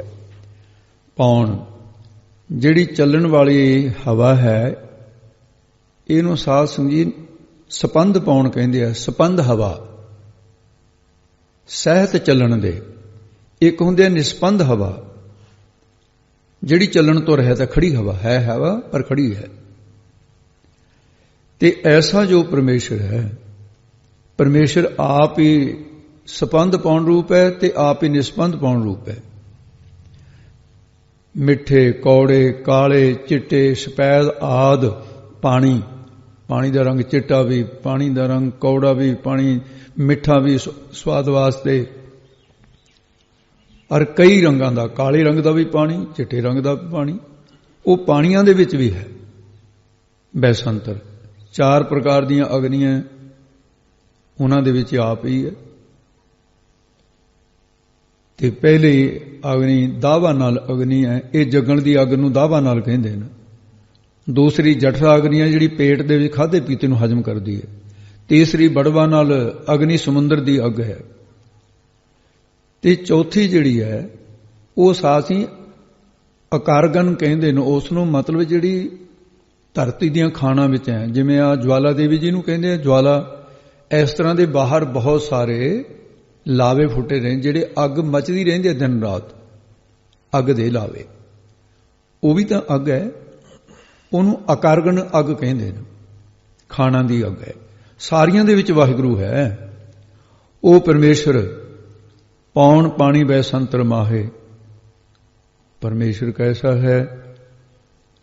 ਉਹ ਸਾਰੀਆਂ ਅਗਨੀਆਂ ਦੀ ਨਿਆਈ, ਪੌਣ ਦੀ ਨਿਆਈ ਰਜੋਗੁਣੀ ਜੀਵਾਂ ਵਿੱਚ, ਪਾਣੀ ਦੀ ਨਿਆਈ ਸਤੋਗੁਣੀ ਜੀਵਾਂ ਵਿੱਚ, ਬੈਸੰਤਰੀ ਦੀ ਨਿਆਈ ਯਾਨੀ ਅਗਨੀ ਦੀ ਨਿਆਈ ਤਮੋਗੁਣੀ ਜੀਵਾਂ ਦੇ ਵਿੱਚ। ਆਪ ਹੀ ਹੈ ਸਾਰਿਆਂ ਜੀਵਾਂ ਦੇ ਵਿੱਚ।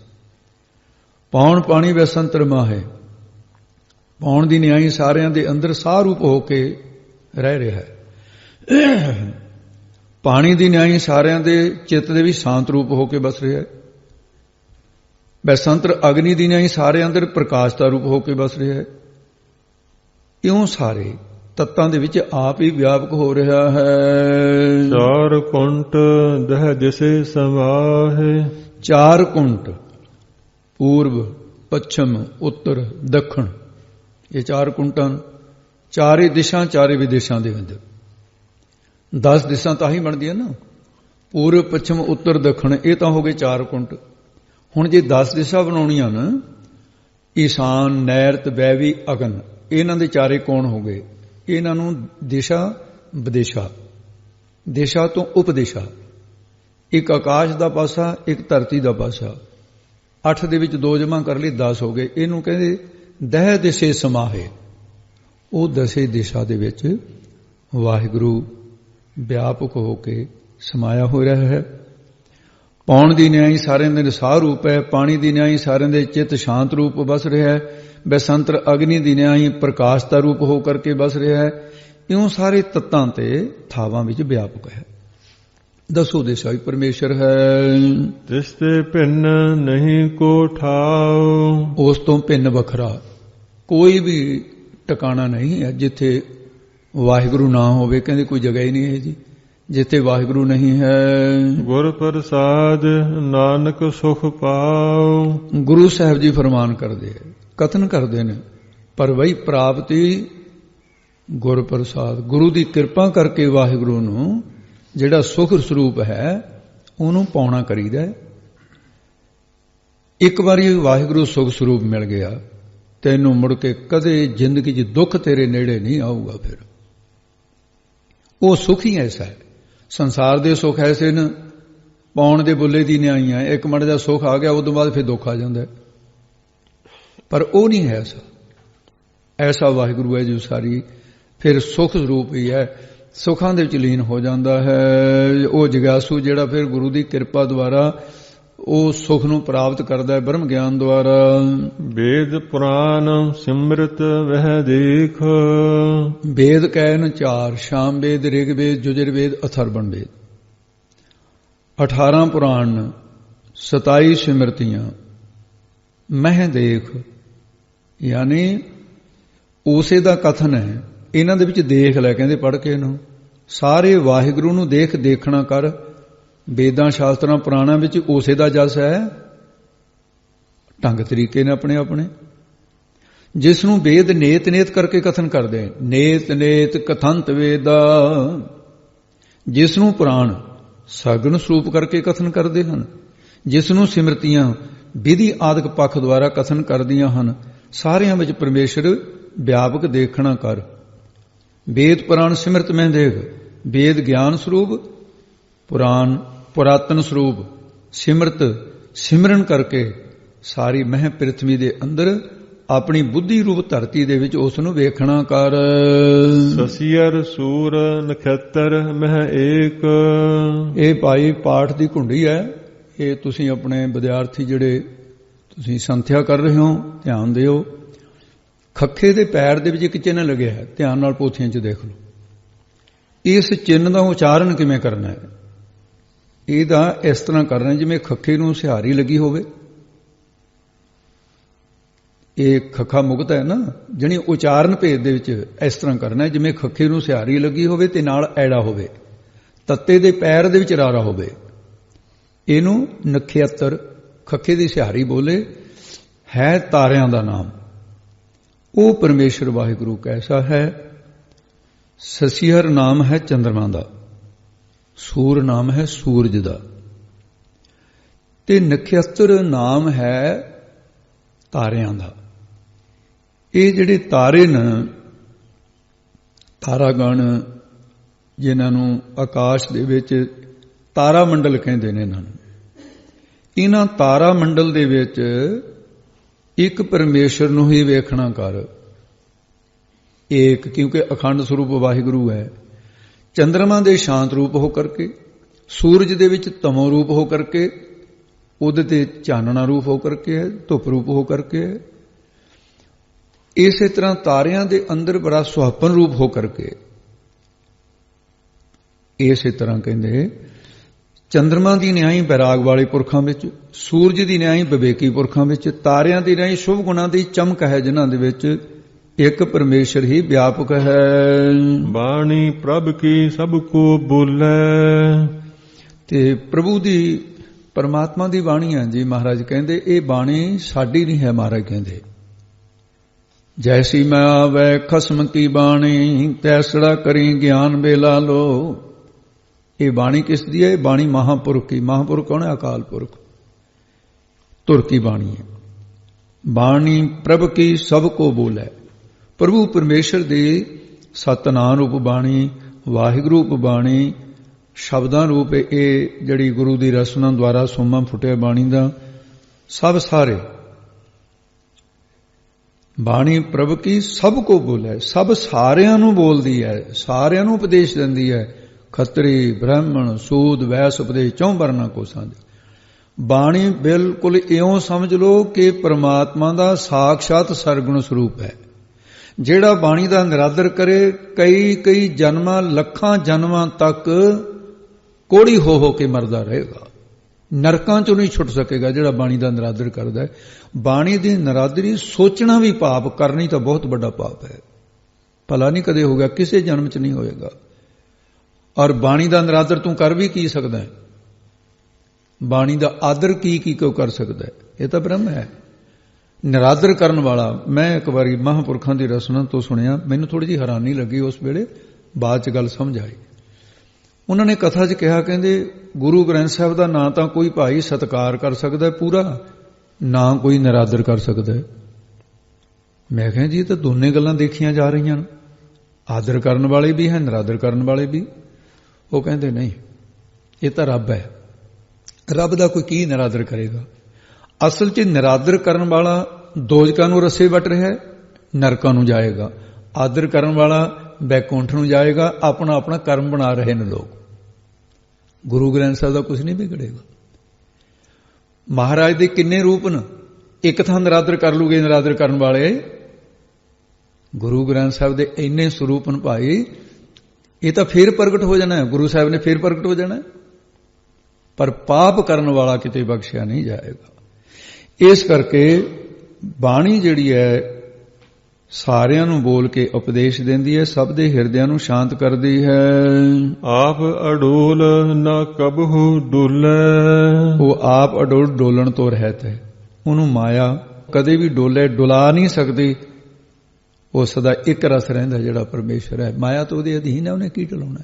ਜਿਹੜਾ ਉਹਦੇ ਨਾਲ ਜੁੜ ਗਿਆ ਉਹਨੂੰ ਵੀ ਮਾਇਆ ਨਹੀਂ ਡੁਲਾ ਸਕਦੀ। ਸਰਬ ਕਲਾ ਕਰ ਖੇਲੇ ਖੇਲ, ਸਰਬ ਕਲਾ ਸਾਰੀਆਂ ਸ਼ਕਤੀਆਂ ਕਰਕੇ ਸੰਸਾਰ ਰੂਪੀ ਖੇਲ ਤਮਾਸ਼ੇ ਨੂੰ ਵਾਹਿਗੁਰੂ ਖੇਲਣਾ ਕਰਦਾ ਹੈ। ਇਹ ਉਹਦੀ ਖੇਡ ਹੈ। ਸੰਸਾਰ ਜਿੱਡਾ ਵੱਡਾ ਰੱਬ ਹੈ ਓਡੀ ਵੱਡੀ ਖੇਡ ਹੈ ਉਹਦੀ।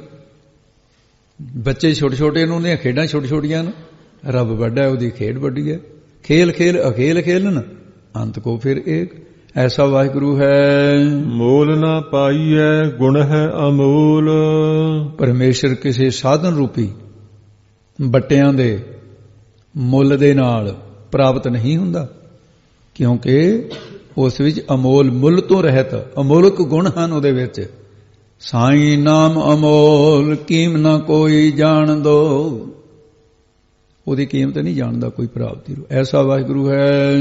ਸਰਬ ਜੋਤ ਮਹਿ ਜਾ ਕੀ ਜੋਤ, ਜਿਸ ਪਰਮੇਸ਼ਰ ਦੀ ਚੇਤਨ ਸੱਤਾ ਰੂਪ ਜੋਤ ਸਾਰਿਆਂ ਦੇ ਵਿੱਚ, ਉਹਦੀ ਜਿਹੜੀ ਜੋਤੀ ਹੈ ਨਾ, ਜੋਤ ਜੋਤੀਆਂ ਮਹਿ ਵਿੱਚ ਪ੍ਰਕਾਸ਼ ਰਹੀ ਹੈ। ਖਟ ਜੋਤੀਆਂ ਨਾ, ਬੁੱਧੀ, ਬਿਜਲੀ, ਚੰਦ, ਸੂਰਜ, ਤਾਰੇ, ਅਗਨੀ, ਇਹਨਾਂ ਸਾਰਿਆਂ ਦੇ ਵਿੱਚ ਸਭ ਮੈਂ ਜੋਤ ਜੋਤ ਹੈ ਸੋਏ, ਤਿਸ ਦਾ ਚਾਨਣ ਸਭ ਮਹਿ ਚਾਨਣ ਹੋਏ। ਉਹਦੀ ਜੋਤ ਹੈ ਸਾਰੀ ਜਗ੍ਹਾ। ਐਸਾ ਵਾਹਿਗੁਰੂ ਹੈ। ਧਾਰ ਰਹਿਓ ਸੁਆਮੀ ਓਤ ਪੋਤ, ਸੁਆਮੀ ਮਾਲਕ ਪਰਮੇਸ਼ਰ ਸਾਰਿਆਂ ਵਿੱਚ ਓਤ ਪੋਤ ਤਾਣੇ ਪੇਟੇ ਦਾ ਨਾਮ ਹੈ। ਤਾਣੇ ਪੇਟੇ ਵਤ ਸੂਤ ਇੱਕ ਜਿਉਂ ਤਾਣਾ ਪੇਟਾ, ਉਹ ਆਪਣੀ ਚੇਤਨ ਸੱਤਾ ਧਾਰ ਕੇ ਰਿਹਾ ਹੈ। ਗੁਰ ਪ੍ਰਸਾਦ ਭਰਮ ਕਾ ਨਾਸ, ਗੁਰੂ ਦੀ ਕਿਰਪਾ ਨਾਲ 5 ਪ੍ਰਕਾਰ ਦੇ ਭਰਮ ਦਾ ਨਾਸ ਹੋ ਜਾਂਦਾ ਹੈ। ਭੇਦ ਭਰਮ, ਕਰਤੱਵ ਭਰਮ, ਪੁਨ ਸੰਗ ਭਰਮ ਵਿਕਾਰ, ਬਰਮ ਇਤਰ ਜਗ ਸਾਜੈ, ਪੰਚੋ ਭਰਮ ਸੰਸਾਰ। ਇਹ 5 ਪ੍ਰਕਾਰ ਦਾ ਭਰਮ ਖਤਮ ਹੋ ਜਾਂਦਾ ਹੈ। ਨਾਨਕ ਤਿਨ ਮਹਿ ਇਹੋ ਵਿਸਾਸ, ਗੁਰੂ ਜੀ ਕਥਨ ਕਰਦੇ ਨੇ ਸਤਿਗੁਰੂ ਮਹਾਰਾਜ, ਤਿੰਨ ਉਹਨਾਂ ਦੇ ਹਿਰਦੇ ਦੇ ਵਿੱਚ ਇਹੋ ਹੀ ਵਿਸ਼ਵਾਸ ਦਾ ਅਰਥ ਹੀ ਭਰੋਸਾ ਹੈ। ਭਰੋਸਾ ਵੱਧ ਜਾਂਦਾ ਹੈ, ਵਿਸ਼ਵਾਸ ਭਰੋਸਾ ਹੋ ਗਿਆ ਹੈ। ਸੰਤ ਜਨਾ ਕਾ ਪੇਖਨ ਸਭ ਬ੍ਰਹਮ, ਤੇ ਇਹ ਆਪਣਾ ਧਿਆਨ ਰੱਖਣਾ ਵੀ ਵਿਸ਼ਵਾਸ ਨੂੰ ਵਿਸਾਸ ਲਿਖਿਆ, ਜਿਵੇਂ ਲਿਖਿਆ ਪੜ੍ਹਨਾ ਉਸੇ ਤਰ੍ਹਾਂ ਉਹਦਾ ਅਰਥ ਭਰੋਸਾ ਹੈ। ਸੰਤ ਜਨਾ ਕਾ ਪੇਖਨ ਸਭ ਬ੍ਰਹਮ। ਹੁਣ ਅੱਗੇ ਮਹਾਰਾਜ ਕਹਿੰਦੇ ਨੇ ਜਿਹੜੇ ਸ਼ਾਂਤ ਆਤਮਾ ਮਹਾਤਮਾ ਜਨ ਨੇ ਜਿਹੜੇ, ਉਹਨਾਂ ਦੇ ਦੇਖਣ ਦਾ ਕਿੰਨਾ ਫਰਕ ਹੈ। ਉਹਨਾਂ ਦਾ ਪੇਖਣ ਦੇਖਣਾ, ਸਭ ਸਾਰੇ ਬ੍ਰਹਮ ਵਾਹਿਗੁਰੂ ਨੂੰ ਇਹ ਦੇਖਣਾ ਹੁੰਦਾ ਉਹਨਾਂ ਦਾ। ਉਹ ਔਰਤ ਨੂੰ ਔਰਤ ਨਹੀਂ ਦੇਖਦੇ, ਮਰਦ ਨੂੰ ਮਰਦ ਨਹੀਂ ਦੇਖਦੇ। ਉਹਨਾਂ ਦੀ ਦ੍ਰਿਸ਼ਟੀ ਕੀ ਹੈ? ਏਤੇ ਔਰਤ ਮਰਦਾਂ ਸਾਜੇ, ਇਹ ਸਭ ਰੂਪ ਤੁਮਾਰੇ।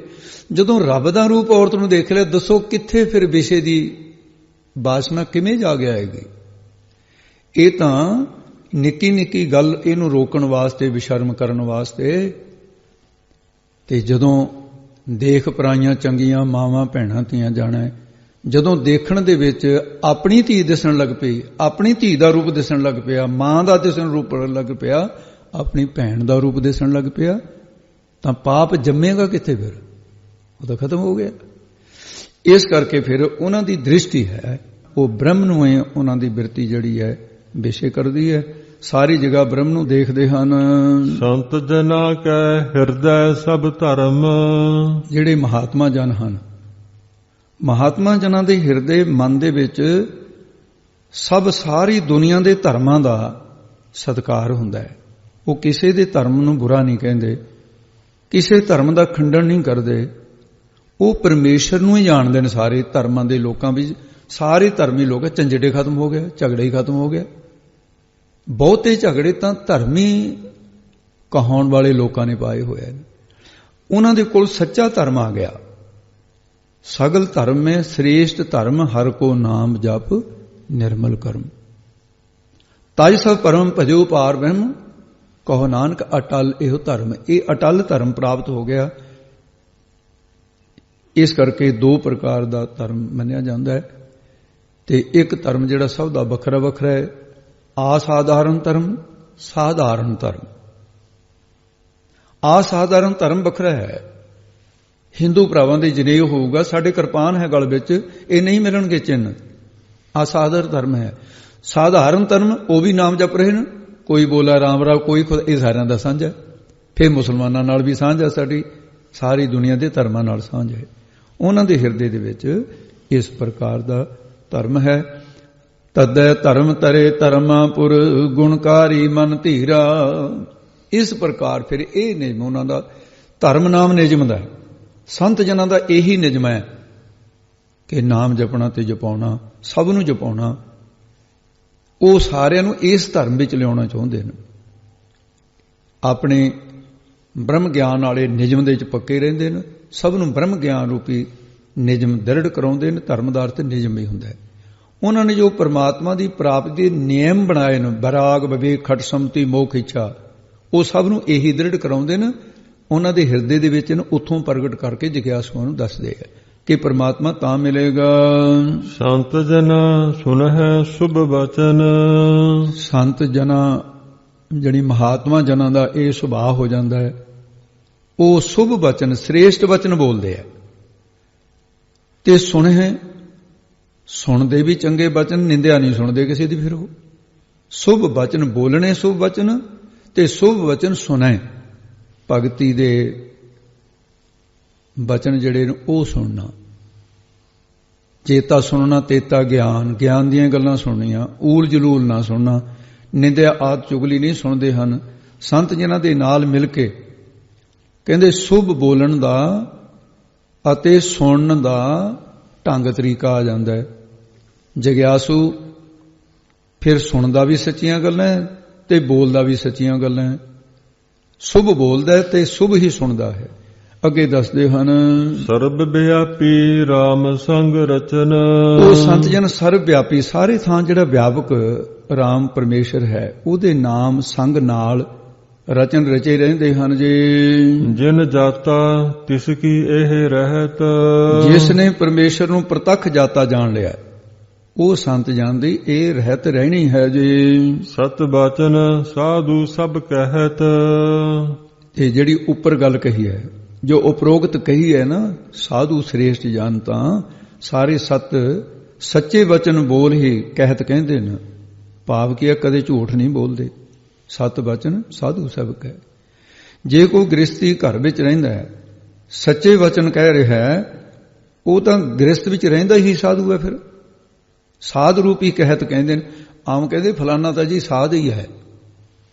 वो गुण न, ਕਿਸੇ ਵਿੱਚ ਵੀ ਆਸ ਨੇ। ਸਾਧ ਕੱਪੜਿਆਂ ਦਾ ਨਾਂ ਨਹੀਂ ਹੈ। ਜੋ ਜੋ ਹੋਏ ਸੋਈ ਸੁਖ ਮਾਨੈ। ਪਰਮਾਤਮਾ ਦੇ ਭਾਣੇ ਵਿੱਚ ਰਹਿੰਦੇ ਨੇ।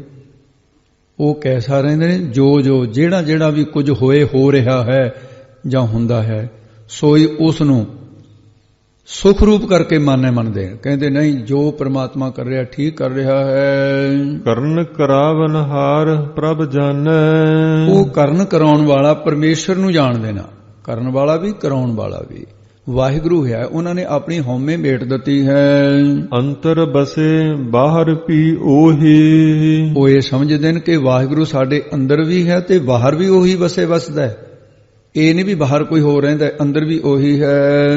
ਨਾਨਕ ਦਰਸ਼ਨ ਦੇਖ ਸਭ ਮੋਹੀ। ਸਤਿਗੁਰੂ ਜੀ ਕਥਨ ਕਰਦੇ, ਸਭ ਸਾਰੀ ਭਗਤਾਂ ਦੀ ਸ੍ਰਿਸ਼ਟੀ, ਭਗਤਾਂ ਦੀ ਸ੍ਰਿਸ਼ਟੀ ਹਰੀ ਵਾਹਿਗੁਰੂ ਦੇ ਦਰਸ਼ਨ ਦੀਦਾਰ ਨੂੰ ਦੇਖ ਕੇ ਮੋਹੀ ਮੌਤ ਹੋ ਰਹੀ ਹੈ, ਜਿੰਨੇ ਵੀ ਭਗਤ ਹਨ। ਇਸ ਕਰਕੇ ਜਾਂ ਇਉਂ ਕਹੋ, ਪਰਮੇਸ਼ਰ ਨੇ ਮਾਇਆ ਕਰਕੇ ਸ੍ਰਿਸ਼ਟੀ ਮੋਹੀ ਹੈ। ਸਭ ਸਾਰੀ ਸ੍ਰਿਸ਼ਟੀ ਮਾਇਆ ਕਰਕੇ ਮੋਹੀ ਹੈ। ਤੇ ਰੱਬ ਦੇ ਪਿਆਰੇ ਉਹ ਦਰਸ਼ਨ ਦੇਖ, ਪਰਮਾਤਮਾ ਦੇ ਦਰਸ਼ਨ ਦੇਖ ਕੇ ਮੋਹੇ ਹੋਏ ਨੇ। ਇਹ ਮਾਇਆ ਨੇ ਮੋਹੇ ਹੋਏ, ਉਹ ਰੱਬ ਦੇ ਦਰਸ਼ਨਾਂ ਨੇ ਮੋਹੇ ਹੋਏ ਨੇ। ਬੜਾ ਫਰਕ ਹੈ। ਇੱਕ ਮੋਹ ਜੰਮਣ ਮਰਨ ਵਿੱਚ ਪਾਉਂਦਾ ਹੈ, ਇੱਕ ਮੋਹ ਜੰਮਣ ਮਰਨ ਤੋਂ ਰਹਿਤ ਕਰਦਾ ਹੈ।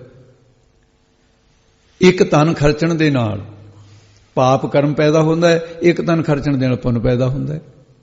ਸੋ ਇਸ ਪ੍ਰਕਾਰ ਅੱਗੇ ਦੱਸਦੇ ਹਨ ਜੀ, ਆਪ ਸਤ ਕੀਆ ਸਭ ਸਤ। ਤੇ ਆਪ ਹੀ ਵਾਹਿਗੁਰੂ ਸਤ ਸਰੂਪ ਹੈ। ਵਿਵਰਤਵਾਦ ਕਿਹਾ ਇੱਥੇ ਸਾਖੀ ਰੂਪ ਹੋ ਕਰਕੇ, ਜਿਵੇਂ ਸੋਨੇ ਗਹਿਣੇ ਜਿਹੜੇ ਨੇ, ਗਹਿਣਿਆਂ ਦੇ ਵਿੱਚ ਸੋਨਾ ਹੈ, ਪਾਣੀ ਦੀਆਂ ਲਹਿਰਾਂ ਵਿੱਚ ਪਾਣੀ ਹੋਈ ਹੈ, ਸੰਸਾਰ ਦੇ ਵਿੱਚ ਵਾਹਿਗੁਰੂ ਹੈ। ਇਹ ਵਿਵਰਤਵਾਦ ਦੀ ਰੀਤ ਹੈ ਕਿ ਆਪ ਸਤ ਕੀਆ ਸਭ ਸਤ। ਆਪ ਹੀ ਸਤ ਸਰੂਪ ਹੈ। ਜੋ ਉਹਦਾ ਸੰਸਾਰ ਕੀਤਾ ਹੋਇਆ ਹੈ ਇਹ ਵੀ ਸੱਚ ਸਰੂਪ ਹੈ। ਇਹ ਜਗ ਸੱਚੇ ਕੀ ਹੈ ਕੋਠੜੀ, ਸੱਚੇ ਕਾ ਵਿਚਵਾਸ। ਤੇ ਉਹ ਆਪ ਸਤ ਕੀਆ ਸਭ ਸਤ, ਆਪ ਵੀ ਸੱਚ ਸਰੂਪ ਹੈ। ਜਿਹੜਾ ਉਸਦਾ ਸਭ ਕੁਝ ਕੀਤਾ ਹੋਇਆ ਉਹ ਵੀ ਸੱਚ ਸਰੂਪ ਹੀ ਹੈ। ਤਿਸ ਪ੍ਰਭ ਤੇ ਸਗਲੀ ਉਤਪਤ। ਉਸ ਵਾਹਿਗੁਰੂ ਪਰਮੇਸ਼ਰ ਤੋਂ ਹੀ ਸਾਰੀ ਸ੍ਰਿਸ਼ਟੀ ਦੀ ਉਤਪਤ ਨਾਮ ਪੈਦਾਇਸ਼ ਦਾ ਹੈ, ਉਹ ਤੋਂ ਹੀ ਪੈਦਾ ਹੋਈ ਹੈ। ਤਿਸ ਭਾਵੈ ਤਾ ਕਰੇ ਵਿਸਥਾਰ। ਜਦੋਂ ਉਸ ਵਾਹਿਗੁਰੂ ਨੂੰ ਭਾਉਂਦਾ, ਚੰਗਾ ਲੱਗਦਾ ਹੈ, ਕਰੋੜਾਂ ਬ੍ਰਹਮੰਡਾਂ ਨੂੰ ਰਚ ਲੈਂਦਾ ਹੈ। ਇਹਦਾ ਫਿਰ ਵਿਸਥਾਰ ਪਸਾਰਾ ਕਰਦਾ, ਫਲਾ ਕਰ ਲੈਂਦਾ ਹੈ। ਤਿਸ ਭਾਵੈ ਤਾ ਏਕ ਓੰਕਾਰ। ਜਦੋਂ ਉਸ ਵਾਹਿਗੁਰੂ ਨੂੰ ਭਾ ਜਾਂਦਾ ਹੈ ਤਾਂ ਫਿਰ ਸਾਰਾ ਸਮੇਟ ਦਿੰਦਾ ਹੈ। ਏਕ ਓੰਕਾਰ, ਇੱਕ ਅਦੁੱਤੀ ਸਰੂਪ ਹੋ ਜਾਂਦਾ ਹੈ। ਸੰਸਾਰ ਸਮਾਪਤ ਹੋ ਜਾਂਦਾ ਹੈ।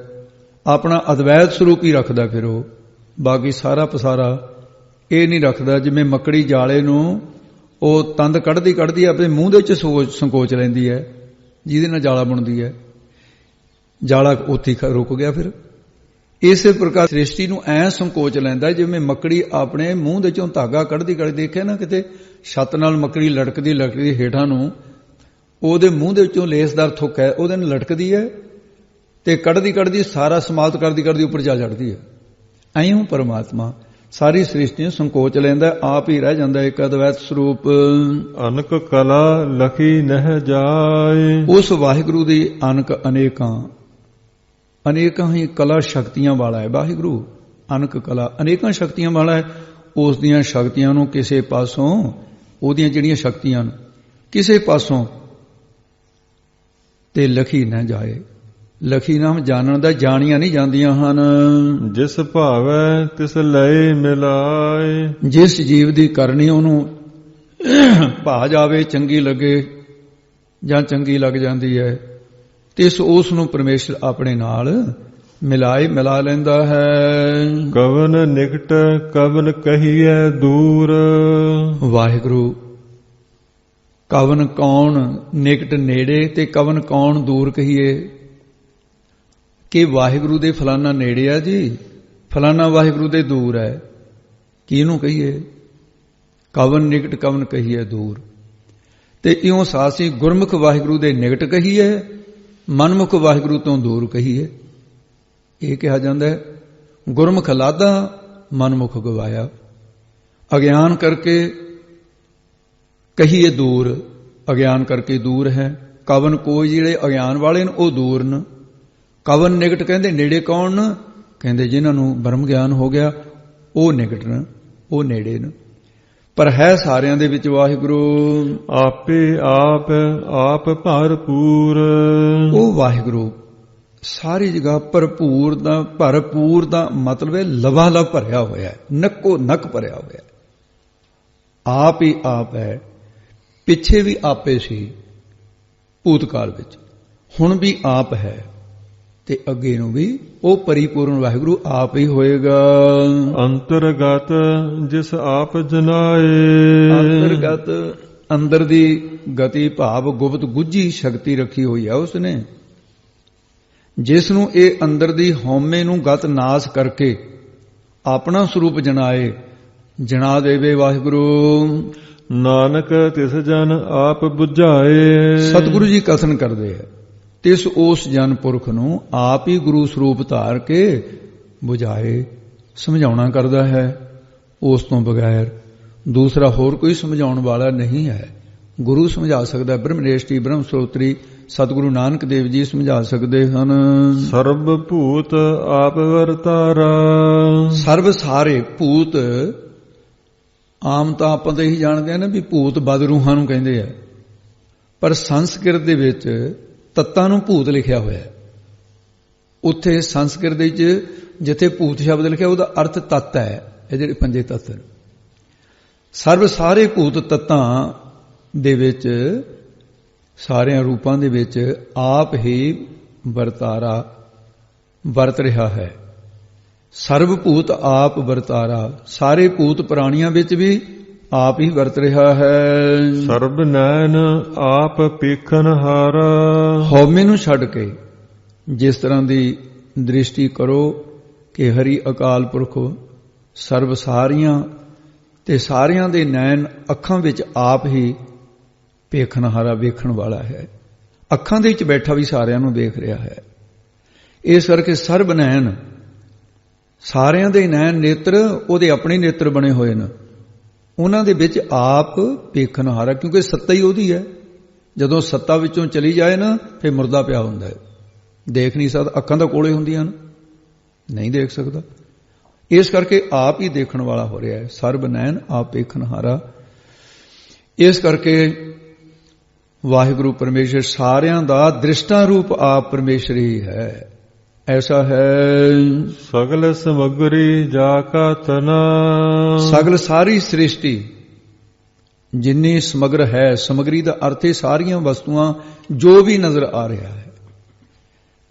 ਤੇ ਸਗਲ ਸਮਗਰੀ ਜਾ ਕਾ ਤਨਾ, ਜਾਂ ਜਿਸ ਪਰਮੇਸ਼ਰ ਦਾ, ਕਾ ਦਾ ਅਰਥ ਹੈ ਦਾ, ਵਿਰਾਟ ਰੂਪ ਹੋਣ ਕਰਕੇ ਤਨਾ ਸਰੀਰ ਹੈ ਕਿ ਸਿਰ ਆਕਾਸ਼ ਹੈ ਜੀ, ਪਤਾਲ ਪੈਰ ਹਨ, ਚੰਦ ਸੂਰਜ ਉਹਦੇ ਨੇਤਰ ਹਨ, ਸੱਜਾ ਖੱਬਾ ਪਹਾੜ ਉਹਦੀਆਂ ਹੱਡੀਆਂ ਹਨ, ਇਤਿਆਦਿਕ ਇਹ ਸਮੁੰਦਰ ਉਹਦਾ ਪੇਟ ਹੈ। ਇਸ ਤਰ੍ਹਾਂ ਵਰਣਨ ਹੈ ਨਾ, ਇਹ ਉਹਦਾ ਤਨ ਹੈ ਵਿਰਾਟ ਰੂਪ ਦਾ। ਅਥਵਾ ਸਗਲ ਸਮਗਰੀ ਜਾ ਕਾ ਤਨਾ, ਤਨਾ ਨਾਮ ਪੁੱਤਰ ਦਾ ਹੁੰਦਾ ਹੈ। ਸੰਗ ਅਲਾਪੈ ਆਠੋ ਨੰਦਨ, ਸੰਸਾਰ ਉਹਦਾ ਪੁੱਤਰ ਹੈ ਕਿਉਂਕਿ ਉਹਦੀ ਸੰਤਾਨ ਹੈ। ਇਹ ਕੀੜੇ ਮਕੌੜੇ ਵੀ ਉਸੇ ਦੀ ਔਲਾਦ ਹੈ। ਸਾਰਾ ਸੰਸਾਰ ਦੇ ਜੀਵ ਉਹਦੀ ਤਨਾ ਪੁੱਤਰ। ਜਾਂ ਫਿਰ ਤਨਾ ਨਾਮ ਤਣ ਦਾ ਹੁੰਦਾ, ਜਿਵੇਂ ਤਾਣਾ ਤਣਿਆ ਜਾਂਦਾ ਹੈ। ਇਹ ਸਾਰਾ ਪਸਾਰਾ ਉਹਨੇ ਮਾਇਆ ਦੀਆਂ ਤੰਦਾਂ ਕੱਢ ਕੇ ਆਪਣੇ ਆਪ ਦੇ ਵਿੱਚੋਂ ਤਣਿਆ ਹੋਇਆ ਹੈ। ਤਨਾ ਨਾਮ ਸਰੂਪ ਦਾ ਵੀ ਹੈ, ਉਹਦਾ ਆਪਣਾ ਸਰੂਪ ਹੀ ਹੈ। ਆਪਨ ਜਸ ਆਪ ਹੀ ਸੁਨਾ। ਆਪਣੇ ਜਸ ਕੀਰਤੀ ਵਡਿਆਈ ਨੂੰ ਆਪ ਹੀ ਸਰੋਤਾ ਹੋ ਕੇ ਸੁਣਨਾ ਕਰਦਾ ਹੈ। ਇਹ ਸਭ ਕੁਝ ਜਗਿਆਸੂ ਰੂਪ ਹੋ ਕੇ ਸੁਣਦਾ ਹੈ, ਗੁਰੂ ਰੂਪ ਹੋ ਕੇ ਸੁਣਾਈ ਜਾਂਦਾ ਹੈ। ਆਪ ਹੀ ਆਪ ਕਥਾ ਹੈ, ਆਪ ਸੁਣਨੇ ਹਾਰ। ਉਹ ਐਸਾ ਹੈ ਵਾਹਿਗੁਰੂ। ਆਵਨ ਜਾਨ ਇੱਕ ਖੇਲ ਬਣਾਇਆ। ਤੇ ਸਤਿਗੁਰੂ ਜੀ ਉਹ ਪਰਮੇਸ਼ਰ ਫਿਰ ਕਹਿੰਦੇ ਆਵਨ ਜਾਨ ਇੱਕ ਖੇਲ ਬਣਾਇਆ। ਕਹਿੰਦੇ ਉਹ ਪਰਮੇਸ਼ਰ ਆਪ ਨਹੀਂ ਆਉਂਦਾ ਜਾਂਦਾ। ਮਹਾਰਾਜ ਕਹਿੰਦੇ ਨਹੀਂ, ਉਤਰੇ ਹੀ ਦਾ ਆਵਨ ਜਾਨ ਇੱਕ ਖੇਲ ਬਣਾਇਆ। ਪਰਮੇਸ਼ਰ ਆਪ ਹੀ। ਤੇ ਉਹ ਕੈਸਾ ਹੈ, ਜੀਵ ਜਿਹੜੇ ਨੇ ਸੰਸਾਰ ਦੇ ਆਵਨ ਆਉਣਾ ਤੇ ਜਾਣਾ, ਜੰਮਣਾ ਤੇ ਮਰਨਾ, ਉਸ ਪਰਮੇਸ਼ਰ ਨੇ ਇੱਕ ਖੇਲ ਤਮਾਸ਼ਾ ਬਣਾਇਆ ਹੋਇਆ। ਤਮਾਸ਼ਾ ਹੈ ਉਹਦਾ। ਆਪ ਨਹੀਂ ਆਉਂਦਾ? ਕਹਿੰਦੇ ਨਹੀਂ। ਕਹਿੰਦੇ ਉਹ ਕਿਸ ਤਰ੍ਹਾਂ ਜੀ ਦੱਸਦੇ ਨੇ। ਆਗਿਆਕਾਰੀ ਕੀਨੀ ਮਾਇਆ। ਪਰਮੇਸ਼ਰ ਆਪ ਨਹੀਂ ਆਉਂਦਾ, ਜਿਹੜੀ ਮਾਇਆ ਆਗਿਆਕਾਰੀ ਕੀਨੀ ਕੀਤੀ ਹੋਈ ਹੈ ਉਸ ਦੁਆਰਾ ਖੇਲ ਬਣਾਉਂਦਾ ਹੈ। ਮਾਇਆ ਦੀ ਰਚਨਾ ਹੈ, ਮਾਇਕੀ ਰਚਨਾ ਕਹਿੰਦੇ ਨੂੰ। ਪਰਮੇਸ਼ਰ ਤਾਂ ਸੁਤੰਤਰ ਹੈ। ਸਭ ਕੈ ਮਦ ਅਲਿਪਤੋ ਰਹਿ। ਤੇ ਭਾਈ ਜਿਵੇਂ ਸੁਣਿਆ ਪਾਠ ਲੱਲੇ ਦੀ ਸਿਹਾਰੀ ਲੋਪ ਹੋ ਜਾਂਦੀ ਆਮ ਪਾਠੀਆਂ ਦੇ ਕੋਲੋਂ, ਇਉਂ ਬੋਲਣਾ ਜਿਸ ਤਰ੍ਹਾਂ ਸੁਣਿਆ ਪਾਠ। ਸਭ ਸਾਰਿਆਂ ਦੇ ਮੱਧ ਵਿੱਚ ਰਹਿੰਦਾ ਹੋਇਆ ਵੀ, ਅਲਿਪਤੋ ਦਾ ਮਤਲਬ ਨਿਰਲੇਪ ਰਹਿੰਦਾ ਹੈ। ਸਾਰਿਆਂ ਦੇ ਹਿਰਦਿਆਂ ਵਿੱਚ ਰਹਿੰਦਾ ਹੋਇਆ ਉਹ ਅਸੰਗ ਹੋ ਕੇ ਰਹਿੰਦਾ ਹੈ। ਪਾਪ ਪੁੰਨ ਕਾ ਇਸ ਲੇਪ ਨਾ ਲਾਗੈ। ਐਸਾ ਹੈ ਵਾਹਿਗੁਰੂ। ਜੋ ਕਿਛ ਕਹਿਣਾ ਸੋ ਆਪੇ ਕਹੈ। ਜੋ ਜਿਹੜਾ ਕੁਛ ਕਿਸੇ ਨੂੰ ਕਹਿਣਾ ਹੁੰਦਾ ਹੈ ਉਹ ਆਪ ਹੀ ਕਹਿੰਦਾ ਹੈ। ਜ਼ਬਾਨ ਕਿਸੇ ਦੀ ਵਰਤ ਲੈਂਦਾ ਹੈ ਪਰ ਕਹਿੰਦਾ ਉਹੀ ਹੈ। ਹੁਕਮ ਵਾਹਿਗੁਰੂ ਦਾ ਹੈ। ਪ੍ਰਤੱਖ ਵੀ ਜਿਹੜਾ ਕੋਈ ਕਹਿਣਾ ਚਾਹੇ ਕਹਿ ਦਿੰਦਾ, ਉਹਨੂੰ ਡਰ ਭਉ ਨਹੀਂ ਹੈ ਕਿਸੇ ਦਾ। ਜੋ ਕੁਛ ਕਹਿਣਾ ਹੈ ਵੇਦਾਂ ਦੁਆਰਾ ਕਹਿ ਦਿੱਤਾ। ਜਿਹੜਾ ਕੁਛ ਰੱਬ ਕਹਿਣਾ ਚਾਹੁੰਦਾ ਹੈ ਉਹ ਆਪੇ ਕਹਿਆ, ਆਪ ਹੀ ਬਾਣੀ ਦੁਆਰਾ ਕਹਿ ਰਿਹਾ ਹੈ। ਇਹ ਰੱਬ ਕਹਿ ਰਿਹਾ, ਜਿਹੜਾ ਕੋਈ ਬਾਣੀ ਕਹਿ ਰਹੀ ਹੈ। ਇਹ ਬਾਣੀ ਨਹੀਂ ਬੋਲਦੀ, ਰੱਬ ਬੋਲਦਾ ਹੈ। ਜੋ ਕੁਛ ਕਹਿਣਾ, ਜੋ ਕਹਿਣਾ ਚਾਹੁੰਦਾ ਹੈ ਉਹ ਆਪ ਹੀ ਕਹਿ ਰਿਹਾ ਬਾਣੀ ਦੁਆਰਾ। ਤੇ ਇਸ ਤਰ੍ਹਾਂ ਸਾਧ ਸੰਗਤ ਵਿਦਵਾਨਾਂ ਦੇ ਉੱਤੇ ਕਈ ਵਾਰੀ ਸਵਾਲ ਕਰਦੇ ਹੈ। ਅਮਰੀਕਾ ਦੀ ਧਰਤੀ ਦੇ ਵਿੱਚ ਪ੍ਰਿੰਸੀਪਲ ਸਤਵੀਰ ਸਿੰਘ ਨੂੰ ਮੀਡੀਆ ਨੇ ਸਵਾਲ ਕੀਤਾ। ਸਵਾਲ ਬੜਾ ਟੇਢਾ ਸੀ। ਉਹ ਕਹਿੰਦੇ ਜੀ ਇਹ ਦੱਸੋ ਵੀ ਜਿਹੜੇ ਵੇਦ ਸ਼ਾਸਤਰ, ਕੁਰਾਨ, ਅੰਜੀਲ ਆਦਿ ਬਾਕੀ ਦੇ ਧਰਮਾਂ ਦੇ ਗ੍ਰੰਥ ਨੇ, ਕਿ ਉਹਨਾਂ ਦੇ ਚ ਰੱਬ ਦੀ ਗੱਲ ਨਹੀਂ ਕੀਤੀ ਹੋਈ? ਕਹਿੰਦੇ ਕੀਤੀ ਹੈ। ਕਹਿੰਦੇ ਫਿਰ ਗੁਰਬਾਣੀ ਦੇ ਵਿੱਚ ਵੀ ਰੱਬ ਦੀ ਗੱਲ ਹੈ, ਵੀ ਕੀ ਫਰਕ ਹੈ? ਉਹ ਕਹਿੰਦੇ ਜੀ ਫਰਕ ਬਹੁਤ ਹੈ। ਆਖੇ ਕਿੰਨਾ? ਕਹਿੰਦਾ ਜ਼ਮੀਨ ਅਸਮਾਨ ਦਾ ਹੀ ਫਰਕ ਹੈ। ਕਹਿੰਦੇ ਸਿੱਧ ਕਰੋ। ਦੇਖੋ ਕੈਸੀ ਜੁਗਤੀ ਵਰਤੀ। ਉਹ ਕਹਿੰਦੇ ਵੀ ਵੇਦ ਸ਼ਾਸਤਰ ਕਿਤਾਬਾਂ ਸਭ ਰੱਬ ਦੀਆਂ ਗੱਲਾਂ ਕਰਦੀਆਂ, ਪਰ ਗੁਰਬਾਣੀ ਰੱਬ ਨਾਲ ਗੱਲਾਂ ਕਰਦੀ ਹੈ। ਕਿੱਥੇ ਦੀਆਂ ਗੱਲਾਂ ਕਰਨੀਆਂ, ਕਿੱਥੇ ਨਾਲ ਗੱਲਾਂ ਕਰਨੀਆਂ। ਇਹ ਤਾਂ ਸਿੱਧੀਆਂ ਰੱਬ ਨਾਲ ਗੱਲਾਂ ਕਰਦੀ ਹੈ ਗੁਰਬਾਣੀ। ਇਸ ਕਰਕੇ ਜੋਸ਼ ਕਹਿ ਰਿਹਾ ਬਾਣੀ ਉਹਦਾ ਰੂਪ ਹੋਣ ਕਰਕੇ ਉਹ ਬਾਣੀ ਦੁਆਰਾ ਉਹਨੇ ਕਹਿ ਦਿੱਤਾ ਜੋ ਸੰਸਾਰ ਨੂੰ ਕਹਿਣਾ ਸੀ, ਉਪਦੇਸ਼ ਦੇਣਾ ਸੀ। ਆਗਿਆ ਆਵੇ ਆਗਿਆ ਜਾਏ। ਪਰਮਾਤਮਾ ਦੀ ਆਗਿਆ ਰਜਾ ਵਿੱਚ ਹੀ ਸੰਸਾਰ ਜੀਵ ਜਨਮ ਧਾਰ ਕੇ ਆਉਂਦਾ ਹੈ। ਆਗਿਆ ਰਜਾ ਦੇ ਵਿੱਚ ਸੰਸਾਰ ਤੋਂ ਕੂਚ ਕਰ ਜਾਂਦਾ, ਚਲਿਆ ਜਾਂਦਾ ਹੈ। ਨਾਨਕ ਜਾ ਭਾਵੈ ਤਾਂ ਲਈ ਸਮਾਏ। ਸਤਿਗੁਰੂ ਜੀ ਕਥਨ ਕਰਦੇ ਨੇ ਜਦੋਂ ਪਰਮੇਸ਼ਰ ਨੂੰ ਭਾ ਜਾਂਦਾ ਹੈ ਤਾਂ ਫਿਰ ਤਦ ਜੀਵ, ਇਹ ਜਿਹੜਾ ਜੀਵ ਨੂੰ ਗੁਰਾਂ ਦੁਆਰਾ ਬਖਸ਼ ਕੇ ਆਪਣੇ ਵਿੱਚ ਸਮਾਏ ਅਭੇਦ ਕਰ ਲੈਂਦਾ ਹੈ। ਇਹ ਜਿਹੜੇ ਉਹਨੂੰ ਭਾ ਗਏ ਹਨ। ਇਸ ਤੇ ਹੋਏ ਸੋ ਨਾਹੀ ਬੁਰਾ। ਇਸ ਦਾ ਮਤਲਬ ਹੈ ਉਹ ਜਿਹੜਾ ਪਰਮਾਤਮਾ ਹੈ, ਇਸ ਹਰੀ ਵਾਹਿਗੁਰੂ ਤੋਂ ਜੋ ਕੁਝ ਵੀ ਹੋਏ ਹੁੰਦਾ ਹੈ ਕਦੇ ਬੁਰਾ ਭੈੜਾ ਨਹੀਂ ਹੁੰਦਾ। ਰੱਬ ਕਦੇ ਕੋਈ ਕਿਸੇ ਕੋਲੋਂ ਮਾੜਾ ਕੰਮ ਨਹੀਂ ਕਰਾਉਂਦਾ। ਰੱਬ ਨਹੀਂ ਕਰਦਾ ਮਾੜੇ ਕੰਮ, ਜੀਵ ਕਰਦਾ ਹੈ। ਉਹਦੇ ਕੋਲੋਂ ਕੁਝ ਵੀ ਅੱਜ ਤੱਕ ਭੈੜਾ ਨਹੀਂ ਹੋਇਆ, ਕਿਉਂਕਿ ਭੈੜਾ ਬੰਦਾ ਭੈੜੇ ਕੰਮ ਕਰਦਾ। ਰੱਬ ਸ੍ਰੇਸ਼ਟ ਹੈ, ਇਸ ਕਰਕੇ ਉਹਦੇ ਸ੍ਰੇਸ਼ਟ ਕਰਤੱਵ ਹਨ। ਓਰੈ ਕਹੋ ਕਹਿਣਾ ਕਛ ਕਰ। ਕਹਿੰਦੇ ਕਹੋ ਦੋਹਾਏ ਨੇ ਭਾਈ, ਧਿਆਨ ਨਾਲ ਬੋਲਣਾ ਇਹਨਾਂ ਨੂੰ। ਦੱਸੋ ਉਹ ਹਰੀ ਪਰਮੇਸ਼ਰ ਤੋਂ ਬਗੈਰ ਓਰੈ ਹੋਰ ਕਿਹਨੇ ਕਿਸੇ ਨੇ ਕੁਛ ਕਰਾ ਕੀਤਾ ਹੋਵੇ, ਕਹਿੰਦੇ ਦਿਖਾ ਦਿਓ। ਕੋਈ ਕੁਝ ਨਹੀਂ ਕਰ ਸਕਦਾ, ਸਭ ਕੁਝ ਉਸ ਦੀ ਖੇਡ ਹੈ। ਆਪ ਭਲਾ ਕਰਤੂਤ ਅਤ ਨੀਕੀ। ਵਾਹਿਗੁਰੂ ਆਪ ਭਲਾ ਸ੍ਰੇਸ਼ਟ ਹੈ। ਉਹਦੀ ਕਰਤੂਤ ਕਰਨੀ, ਕਰਤੱਵ ਜਿਹੜਾ ਹੈ ਉਹ ਵੀ ਅਤ ਨੀਕੀ ਚੰਗੀ ਹੈ। ਉਹਦੀ ਕਰਨੀ ਜਿਹੜੀ ਹੈ, ਜੋ ਕਰਤਵਨ ਉਹ ਚੰਗੇ ਹਨ। ਆਪੇ ਜਾਣੈ ਆਪਣੇ ਜੀ ਕੀ। ਇਸ ਕਰਕੇ ਆਪਣੇ ਹਿਰਦੇ ਦੀ ਗੱਲ ਆਪ ਹੀ ਜਾਣਦਾ ਹੈ। ਉਹਦਾ ਸਿਧਾਂਤ ਕੀ ਹੈ? ਗੱਲਬਾਤ ਨੂੰ ਆਪ ਹੀ ਜਾਣਦਾ ਹੈ। ਆਪ ਸਾਚ ਧਾਰੀ ਸਭ ਸਾਚ। ਵਾਹਿਗੁਰੂ ਆਪ ਸੱਚ ਸੱਚਾ ਹੈ। ਉਹਦੀ ਧਾਰੀ ਹੋਈ ਮਰਿਆਦਾ ਵੀ ਸਭ ਸਾਰੀ ਸੱਚ ਸੱਚੀ ਹੈ। ਓਤ ਪੂਤ ਆਪਨ ਸੰਗ ਰਾਚ। ਵਾਹਿਗੁਰੂ ਆਪਣੇ ਪਿਆਰਿਆਂ ਦੇ ਸੰਗ ਨਾਲ ਓਤ ਪੋਤ ਤਾਣੇ ਪੇਟੇ ਦੀ ਤਰ੍ਹਾਂ ਰਾਚ ਰਚਿਆ ਹੋਇਆ, ਮਿਲਿਆ ਹੋਇਆ ਹੈ। ਤਾਂ ਕਿ ਗਤ ਮਿਤ ਕਹੀ ਨਾ ਜਾਏ। ਉਸ ਵਾਹਿਗੁਰੂ ਦੀ ਗਤ ਚਾਲ, ਰੀਤੀ, ਮਿਤ, ਮਰਿਆਦਾ ਕਿਸੇ ਕੋਲੋਂ ਕਹੀ ਨਹੀਂ ਜਾ ਸਕਦੀ। ਹਰ ਕੀ ਗਤ ਹੈ ਕੋ ਜਾਣੈ। ਜੋਗੀ ਜਤੀ ਤਪੀ ਪਚ ਹਾਰੇ ਅਰ ਬਹੁ ਲੋਗ ਸਿਆਣੇ। ਇਹ ਪਾਤਸ਼ਾਹ ਨੇ ਵਚਨ ਕੀਤੇ ਹਨ।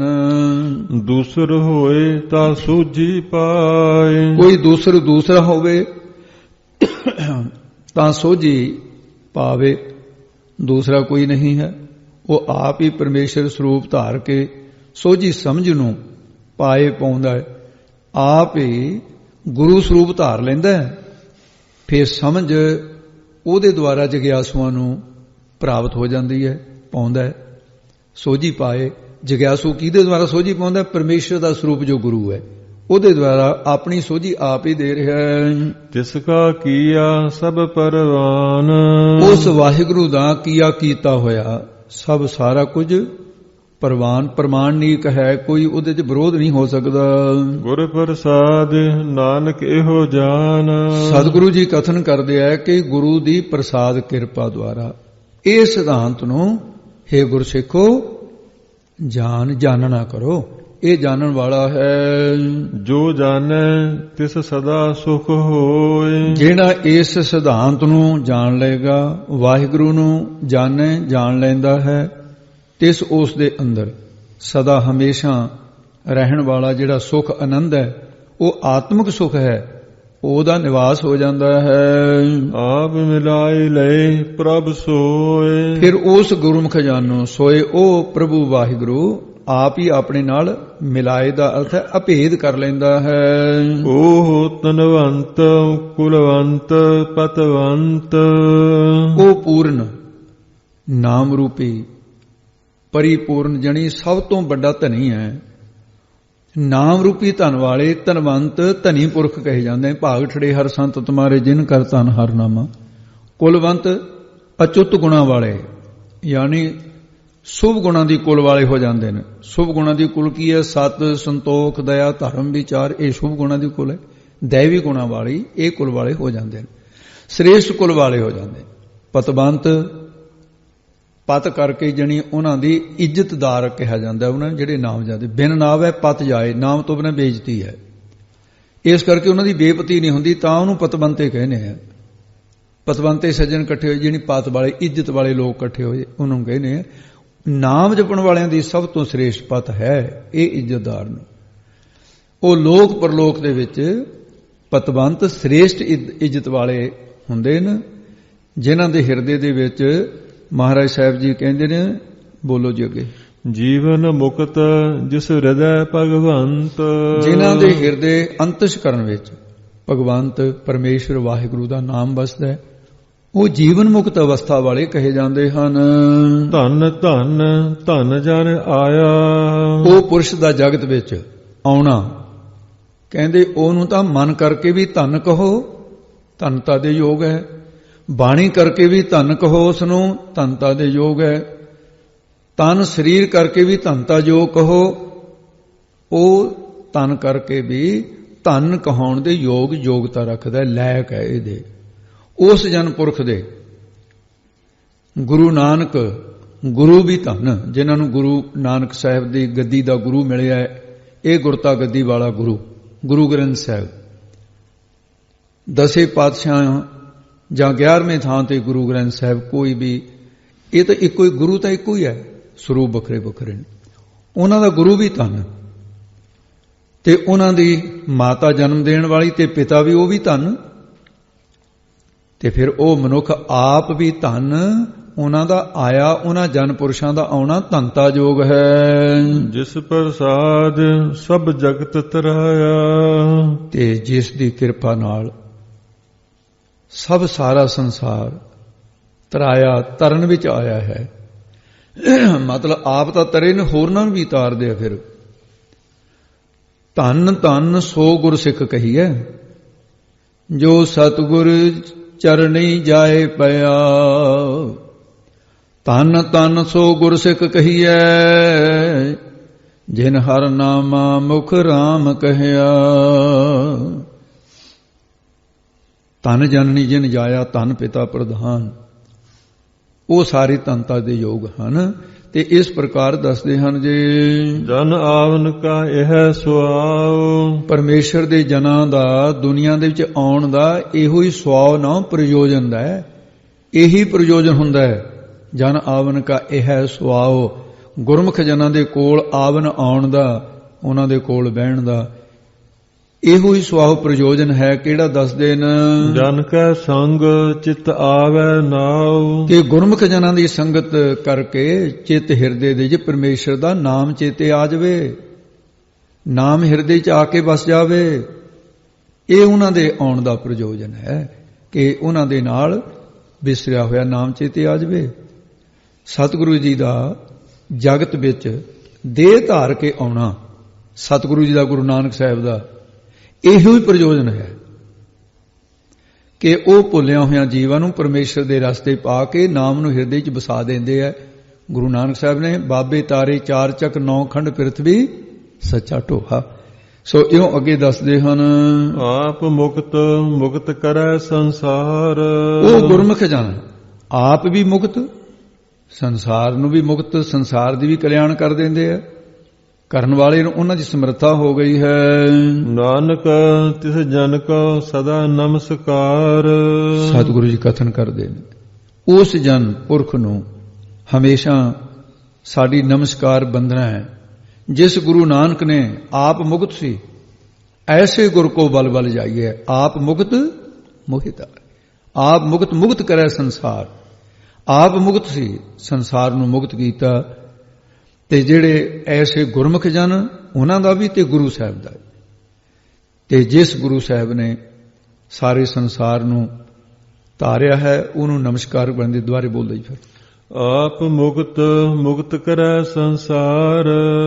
ਤੇ ਗੁਰਮੁਖ ਜਨ ਵੀ ਜਿਹੜੇ ਗੁਰੂ ਸਰੂਪ ਹੋ ਗਏ, ਤੂੰ ਕਰਤਾ ਤੂੰ ਹੋਇਆ, ਜਿਵੇਂ ਕਬੀਰ ਸਾਹਿਬ ਨੇ ਕਿਹਾ। ਉਹ ਗੁਰੂ ਸਰੂਪ ਹੋ ਕਰਕੇ ਫਿਰ ਗੁਰੂ ਬਣ ਕੇ ਨਹੀਂ ਬਹਿੰਦੇ, ਚਰਨ ਧੂੜ ਬਣੇ ਰਹਿੰਦੇ ਨੇ, ਪਰ ਸੰਸਾਰ ਨੂੰ ਮੁਕਤੀ ਦੇਣ ਦੀ ਸਮਰੱਥਾ ਹੈ ਉਹਨਾਂ ਵਿੱਚ। ਨਾਨਕ ਤਿਸ ਜਨ ਕੋ ਸਦਾ ਨਮਸਕਾਰ। ਐਸੇ ਜਨ ਪੁਰਸ਼ਾਂ ਨੂੰ ਜਾਂ ਗੁਰੂ ਸਾਹਿਬਾਨਾਂ ਨੂੰ ਜਿਹੜੇ ਆਪ ਮੁਕਤ ਸੀ, ਸੰਸਾਰ ਨੂੰ ਮੁਕਤ ਕੀਤਾ, ਉਹਨਾਂ ਨੂੰ ਫਿਰ ਨਮਸਕਾਰ ਕਰਨੀ ਬਣਦੀ ਹੈ। ਤੇ ਸਾਡੀ ਹਮੇਸ਼ਾ ਬੰਧਨ ਹੈ ਉਸ ਸਤਿਗੁਰੂ ਪੁਰਖ ਨੂੰ, ਮਨ ਬਾਣੀ ਸਰੀਰ ਕਰਕੇ ਹਮੇਸ਼ਾ ਬੰਧਨ ਹੈ। ਇਹ ਗੁਰੂਆਂ ਦਾ ਧਿਆਨ, ਗੁਰੂ ਅਰਜਨ ਦੇਵ ਜੀ ਨੇ 4 ਗੁਰੂਆਂ ਦਾ ਧਿਆਨ ਧਰ ਕੇ ਹੀ ਇਹ ਗੱਲਾਂ ਕਹੀਆਂ ਨੇ ਵੀ ਧੰਨ ਧੰਨ ਧੰਨ ਜਨ ਆਇਆ। ਇਹ ਗੁਰੂਆਂ ਦੇ ਧਿਆਨ ਦੇ ਵਿੱਚ ਅੰਮ੍ਰਿਤਮਈ ਬਾਣੀ ਉਚਾਰਦੇ ਆ, ਪਰ ਬ੍ਰਹਮ ਗਿਆਨੀ ਸਤਪੁਰਸ਼ਾਂ ਦੇ ਉੱਤੇ ਵੀ ਢੁਕਦੀਆਂ ਨੇ। ਗੁਰੂ ਕਿਰਪਾ ਕਰੇ। ਇੱਥੇ ਸਾਧ ਸੁਣੀਏ ਹੈ 23ਵੀਂ ਅਸ਼ਟਪਦੀ ਸਮਾਪਤ ਹੁੰਦੀ ਹੈ, ਜਿਹੜੀ 24ਵੀਂ ਅਸ਼ਟਪਦੀ ਹੈ, ਜਿਹਦੇ ਵਿੱਚ ਮਹਾਤਮ ਸੁਖਣੀ ਸਾਹਿਬ ਦਾ ਗੁਰੂ ਸਾਹਿਬ ਨੇ ਇੱਕ ਪੌੜੀ ਦੇ ਵਿੱਚ ਤਾਂ 21 ਮਹਾਤਮ ਲਿਖੇ, ਹੋਰ ਵੀ ਸਾਰੀਆਂ ਪੌੜੀਆਂ ਦੇ ਕਿਤੇ ਨਾ ਕਿਤੇ ਸੁਖਣੀ ਸਾਹਿਬ ਦੀ ਮਹਿਮਾ ਹੈ। ਇਹਦੀ ਵਿਚਾਰ ਕੱਲ ਸਵੇਰੇ ਐਸੇ ਟਾਈਮ ਸਾਧ ਸੰਗੀ, ਕੱਲ ਨੂੰ ਅੰਮ੍ਰਿਤ ਵੇਲੇ ਸੁਖਣੀ ਸਾਹਿਬ ਦੀ ਬਾਣੀ ਦੀ ਚੱਲਦੀ ਹੋਈ ਵਿਆਖਿਆ ਲੜੀਵਾਰ ਗੁਰੂ ਗ੍ਰੰਥ ਸਾਹਿਬ ਦੀ ਕਥਾ ਵਿੱਚ ਇਸ ਬਾਣੀ ਦੀ ਵਿਆਖਿਆ ਮਹਾਰਾਜ ਸਮਾਪਤੀ ਕਰਾਉਣਗੇ। ਉਸ ਤੋਂ ਬਾਅਦ ਇਹਦਾ ਮਹਾਤਮ ਹੋਏਗਾ। ਉਹ ਮਹਾਤਮ ਸਮਾਂ ਹੋਇਆ ਤਾਂ ਕੱਲ ਨੂੰ ਨਾਲ ਹੀ ਹੋ ਜਾਏਗਾ, ਨਹੀਂ ਮਹਾਤਮ ਅਗਲੇ ਦਿਨ ਵੀ ਹੋ ਸਕਦਾ। ਇਹ ਸਮੇਂ ਅਨੁਸਾਰ ਦੇਖਾਂਗੇ। ਇਸ ਅਸ਼ਟਪਦੀ ਦੇ ਵਿੱਚ ਜਿਹੜੀ 23ਵੀਂ ਅਸ਼ਟਪਦੀ ਹੈ, ਇਹਦੇ ਪੂਰੇ ਅੱਖਰ ਜਿਹੜੇ ਨੇ 974 ਅੱਖਰ ਨੇ। ਜਿਹੜੇ ਪੈਰਾਂ ਵਾਲੇ ਅੱਖਰ ਨੇ ਉਹ 20 ਨੇ। ਅੱਧਿਆਂ ਅੱਖਰਾਂ ਦੇ ਵਿੱਚੋਂ ਇੱਕ ਅੱਖਰ, ਅੱਧਾ ਅੱਖਰ ਇੱਕ ਲੈ ਕੇ ਉਹ ਇੱਕ ਹੈ।